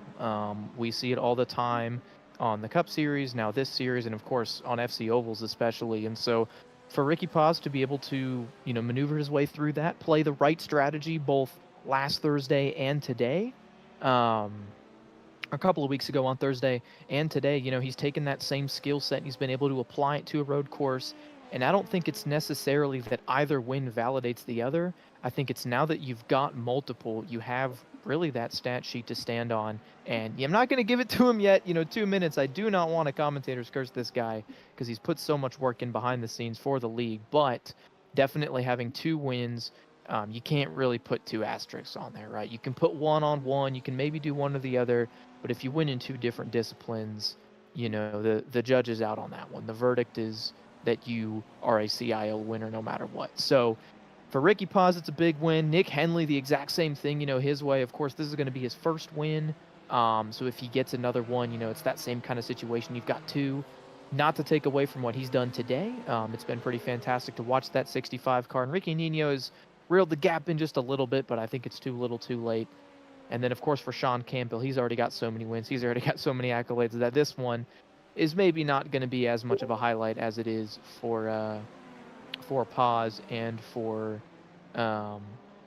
Henley. But nonetheless, great drives today from all 3 of these class winners. Really great drives from everybody who's still in the field, still laying down some lap time. And I believe that next time by, Sean Campbell is going to take the white flag, and we are going to finish the race out here at Indianapolis. I do believe so. If we can go to Sean Campbell, please. Has he taken the white flag? Has he taken the white flag? I believe next time by, we will be getting the white.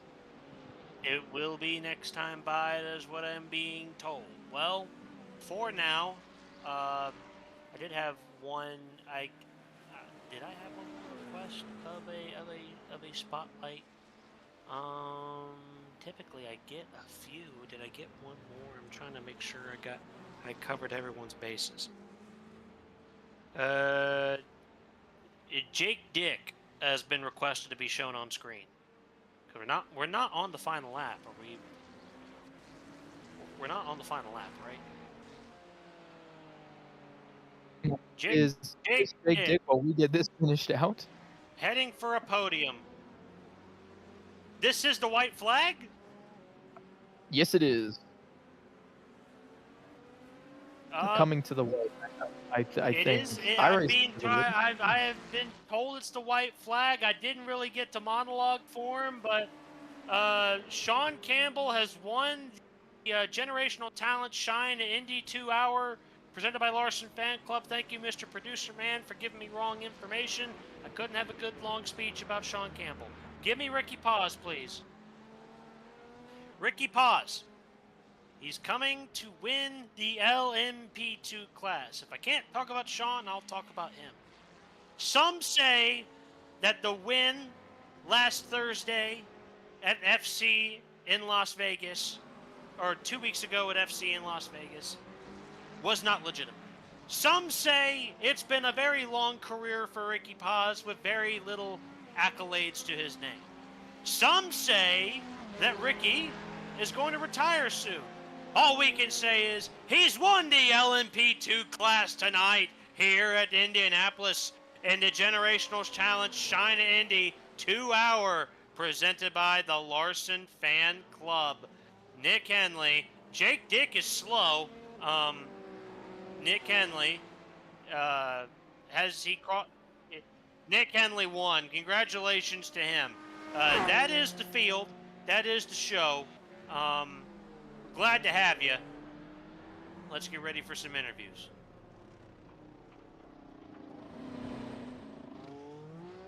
Yep, we're going to be able to talk to all 3 of those class winners. So Nick Henley, Ricky Paz, and Sean Campbell will get a chance to share their thoughts, play the game show, and then we'll wrap it up here at Indianapolis. So thank you all for joining us today. We'll get the thoughts of those drivers, take a look at the remainder of the schedule, and then call it a night. That was a crazy race. It's time for me to ask, Nick, what are your thoughts on that race as a whole? Well, for joining in, 20 minutes in, it was a very interesting affair. A lot of spinning, a lot of death, a lot of difficulty for some people in the driving department. I like the monologue when I get done with this, so I'm gonna save some of my thoughts for the monologue. But personally, I would feel like, in my opinion, that this has been a very interesting race. Changeable conditions certainly, did a little bit of this, did a little bit of that. You know, who really knows what could have happened, what was going to happen. But you know, I think at the end of the day, we got 3 drivers who mastered rain, mastered changeable conditions, and certainly knew what was going on to the very end.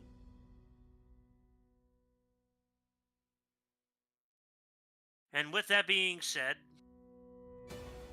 with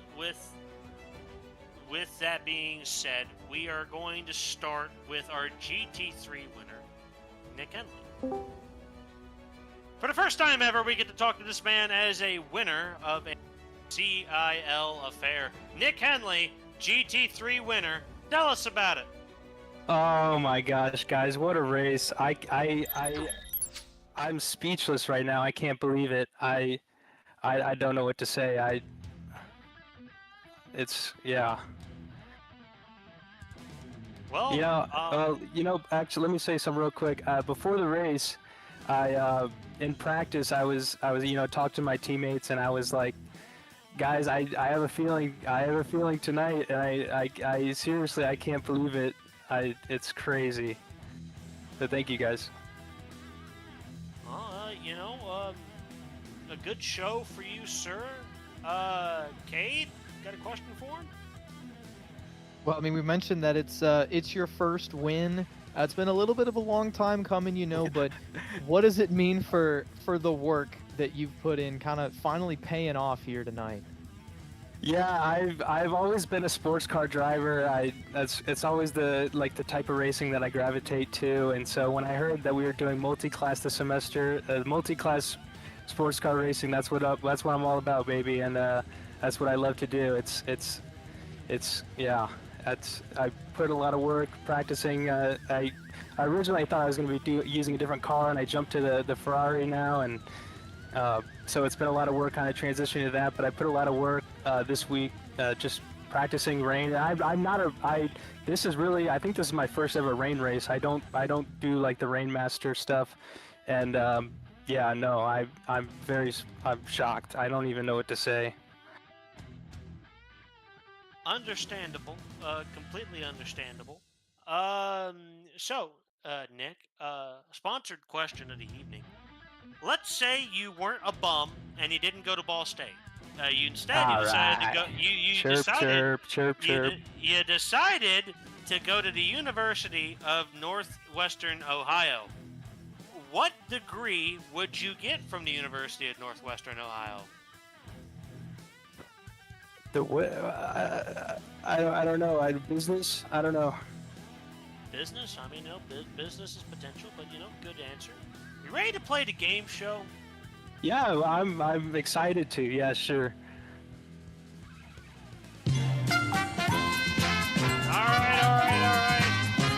All right. Zane Zippa Flip. Welcome back to the game show. Today's game show is called Generational Talents. You ready to play? Yes, sir. Of course.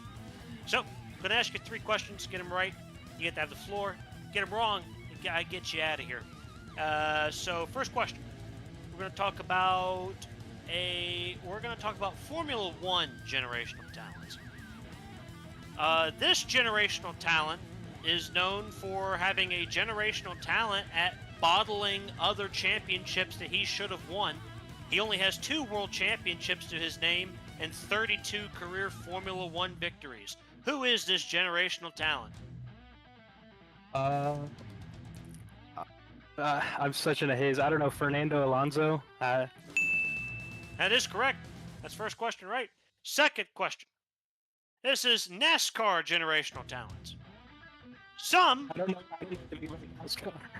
Well, you get ready to lose then. Some may say that this NASCAR generational talent is considered a fraud because most of his wins came against plumbers.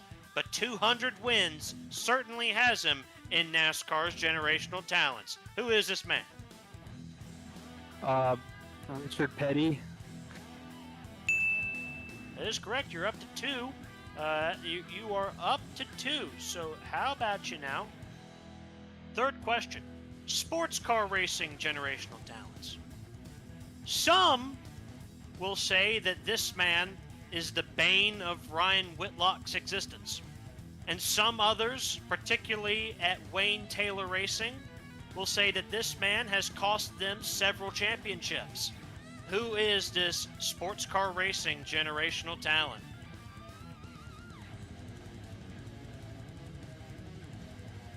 I don't know. Can't give you an answer. Do you want a hint? Sure. Brazilian. Juan Pablo Montoya. I don't know. First of all, Felipe Nasser. I don't know. First of all, Juan Pablo Montoya is Colombian. Second of all, Oh, thank you. It's Pipo Durrani. No. But well, Nick, you got 2 questions right. So for being a good sport, I'm gonna let you thank 2 people. Well, I'd like to thank Alif for being a fantastic coach and to getting me to where I'm at right now, and not only a coach but a very good friend. And I'd like to, I guess this counts as 2 more people, but I'd like to shout out my parents for. He thanked 3. He thanked 3 people. He thanked 3 people. What am I supposed to do? They'll never not find a way to circumvent the system. I'm sorry. It's just they just don't learn. They just don't learn. Meanwhile, I want to talk to this man next. Ricky, pause. You've won Nicholas something, Stockner. and this time I could potentially say you actually won this legit. How you doing? Wow. You know, a great win for you. Thanks, buddy. Tell us about it. Yeah, we were fast in the wet. We were fastest in practice, and thought, hey, let's have a good qualifying. Qualifying didn't go all the way that I wanted, but we started in the top 5. Kind of a mess there. Actually, we started 3rd. Kind of a mess there at the beginning. Knew we had pace. Needed some luck because Kale had like a 20-second gap. Unfortunately, something happened to Kale, so it was just me versus Jake. I was faster than Jake in the wet weather conditions. I feel like we were pretty even in the dry weather conditions. So just a game of traffic and skill, and I'm very grateful and honored to have come out on top. Of course. Cade, got a question for him? Not really, but I guess just congratulations again. Thanks, Cade. How's it feel to replace me in the esteemed panel? How's that feel? Well, I've somehow managed to find a way to get involved in beef court. I was one of the beefies. I'm not sure if you ever had the pleasure of beefing with the esteemed Nick Stockner, but I have done it now on stream, live, and Nick Stockner and I have beefed many times. Let me tell you. Okay, that. good. Well, then you know what I'm talking about. You know that he's wrong always. I wouldn't say that. So, Jeff Gordon is the best race car driver ever, so you know. Thank God. Do you really think that? Really? The other thing I will say before Ricky, I do have a question. What Okay, just go give ahead. me in 3 words, no more, no less. What is your opinion of the track Road Atlanta? It is goated. That is what I will say. Those are my 3 words. It is goated. That's what I want to hear. That's what I want to see. That's what I'm talking about. My goodness, that's a great answer. I love it when Stephen A. Smith, Nick Stockner comes out. That's my favorite. That's what I want to see in this house. That's not blasphemy. That's what I'm talking about. Oh man. My goodness. Wow. We're ready. I think we're ready to play the game show. Right? Well, first, sponsored question of the evening. Ricky, let's say you weren't a bum and you didn't go to Valparaiso and ECU. Instead, you decided to go to the University of Northwestern Ohio. Sure. What degree would you get from the University of Northwestern Ohio? That's a great question. I know that University UNO is what I'm going to call it because I'm not going to butcher it. I know that they have a plenty great programs. I believe they have some good engineering programs. I don't know that that's for me because I went into music, so that's kind of what I do. But I'm sure that they have some great arts programs. They probably also have good racing programs, you know, because they're so involved in motorsport. It'd be awesome to get a motorsports degree. So I don't know what they got there, and I'm going to have to do my research. But I got to just be honest. I am so happy that UNO decided to sponsor the Collegiate Sportscar Challenge. The UNOH Collegiate Sportscar Challenge is going to be great for the rest of the season. We got some good races coming up. And UNO also decided to sponsor an FC race, which makes me super happy. I believe they're sponsoring this week at Michigan. So tomorrow night will be a UNO sponsored race. So honestly, very happy to have them. And yeah, let's continue a great partnership. Let's keep it going, Mr. Nick Stockner. Of course, of course, of course. Now it's time for the game show. Let's get ready here. Okay. Play the music. Yes! What up, what up, what up? What up, what up, what up? I am your host, Woodrow, but don't have a paddle. Here tonight for another game show called Generational Talents. You ready to play? Yeah, man, let's do it. Perfect, perfect, perfect. So, I'm going to ask you 3 questions. Get them right, you get the floor. Get them wrong, I get you out of here. First question is going to be about NASCAR generational talents. Oh, okay. This NASCAR generational talent has won 3 championships in his career. Jeff Gordon. The first of those being in 2002, and the Jeff last Gordon. of those being in 2011. Jeff Who Gordon. is this race car driver? Jeff Gordon, the Indiana native. Jeff Gordon. Look at my profile pic, Ricky. That is Sorry. incorrect. The answer is Tony Stewart. I can't believe it. Tony Stewart's also from Indiana. I forgot about that. I just can't believe it. I had so much faith. I heard 3 championships. I got locked in. Gordon has Jeff 4. He has Oh, 4. it's okay. Oh, I for thought the he had love of 7. you don't even. I don't even think you get to thank the person. You're done. Thanks, You're Hallie. done. Love Hallie. Love You're you. done. You're out of here. You're done. You are done. I'm not having it. Instead, guess what? Sean is next. Sean, take it away. You won a race. In fact, you lapped the entire field and lapped everybody but one person at least 3 times. Tell me about it. Survived. The wet, the misery, the good type of misery though. The wet is really challenging. That's about it, I think. That's what they're saying. That is certainly what they are saying, that the wet was certainly challenging. Now, Sean, Kay, you got a question for him? I do. I want to ask a quick question about working through traffic. How much fear did you feel approaching the back end of the GT3 field the first time in the wet? 1 to 10. Not that bad, honestly. Okay. 2, 3.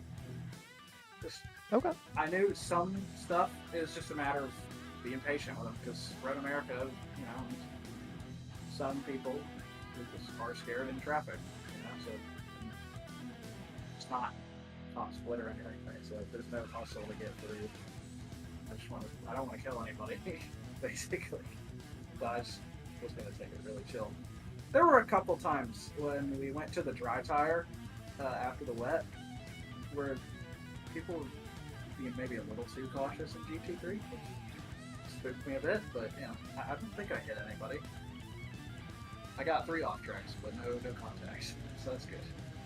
Yeah, your car looks pretty clean, so congratulations on that, and hopefully it stays that way for you for the rest of the season. Hopefully, yeah. Nick, take it away. Of course, time for our sponsored question of the evening. Sean, let's say you weren't a bum and you went to instead of going to UNC Greensboro, you decided to go to the University of Northwestern Ohio. What degree would you get from the University of Northwestern Ohio? Do they have computer science? I believe they do. Then I'd do that, I guess, yeah. Fair enough. That's a good enough answer for us. You ready to play the game show? Sure, I'm ready to get kicked off again immediately.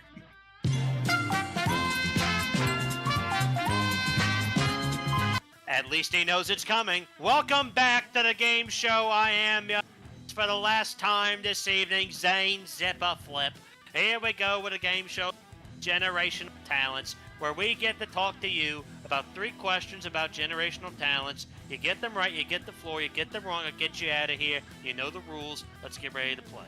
First question of the evening is about IndyCar generational talents. This man famously known for driving the number 9, is considered one of the greatest to ever race in IndyCar. He is a native New Zealander and actively is known for winning races on strategy. Who is this person? I don't want to be stereotypical and say Scotty Mack, so I'm gonna say it. You saying Scott McLaughlin? I don't think he's New Zealand, though. I will say that would be Scott Dixon. It's the other one, yeah. Sorry. Is the answer? That's okay.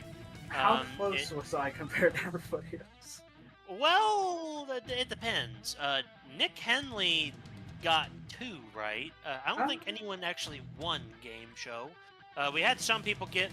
Ricky did just as bad as you in terms of getting it wrong on the first question. So we've had some people get it wrong. No one won game show. I think we had 2 people get 2 of them right, but nobody ever won game show. But that's okay, Sean. Because you're such a great sport and you won the race, you get to thank one person. Barney the Flagman for giving. Absolutely excellent. And that is our interviews for the evening. Cade, final thoughts. I think the rain may have been a little bit too much to handle. I know we were missing it last week at Spa, but that was a single class race. This was a very narrow track. A lot of different opportunities for chaos. So I think that's just another wrench that got thrown into it. It's a very busy time in the semester. Maybe people weren't able to practice as much, but in all honesty, I thought the product needed to be cleaned up a little bit. There were a lot of solo car spins, and a lot of those solo spins kind of collected some bystanders. So it's going to be a long couple of weeks for the admins for sure, the stewards and the officials and everybody. We're glad for the work that they put in. I think we had some live stewards tonight to hopefully work with some of that, but it's going to be a long week for sure for the guys behind the scenes. I'm lucky that I'm not one of them. My job with the sports cars ends here tonight. There was definitely some good racing in there, but certainly some improvements to be made. Of course, the guys who came out on top were the ones who were able to manage it the best. That skill going to be tested again tomorrow night. Got to give a shout out to the FC series. I will be in the booth for that, along with Ben Fiore, Wesley Shaw, and Ryan Whitlock. So that'll be an exciting race over at Michigan International Speedway. But for tonight's race at Indy, I think Ryan, he's been thinking about it. He's been picking the Clemson guys past couple of weeks, and it may have cursed y'all. I'm terribly sorry to admit it, but no, there was some good stuff out there today. The rain may be a little bit heavy, but other than that, just comes down to a little bit of race management, like Sean talked about, being patient, and I think a little bit of impatient, especially getting back on the gas, is what ruined the race for a few guys. So. We clean that up a little bit. We'll keep moving forward, and the next race that we have at Road Atlanta hopefully will be a little bit more cars running at the finish. We can only hope. I believe it is time for my monologue, in which this monologue is probably going to be very short. But for those at home who ever watched the movie The Art of Racing in the Rain, it has nothing to do about racing in the rain. But this was racing in the rain, and it was eventful. It was art. It was concerning at times, and it was questionable in others. We had cars sliding, we had cars failing to brake, we had cars failing to turn, and everything and everywhere in between. As we head away from Indianapolis, we head to a track known as Hall by God. It is by God that we are destined in this world in order to compete in the highest order. And tonight, we did. And tonight, we also failed in the highest order. Only one car finished on the lead lap. Sometimes that's considered unacceptable. Sometimes that's considered a collegiate iRacing lead. We don't really know what happened. We just know a race commenced. We have 3 winners. We had 3 people come up and talk to us. It's a world of 3s, I guess. From Cade Corbin, this is Nick Stockner here with the esteemed panel. Sorry for the, nonchalantness of tonight's panel. We're dealing with a little bit of lack of energy right now due to a very long day. But please bear with us. We hope for our next affair in Hall by God County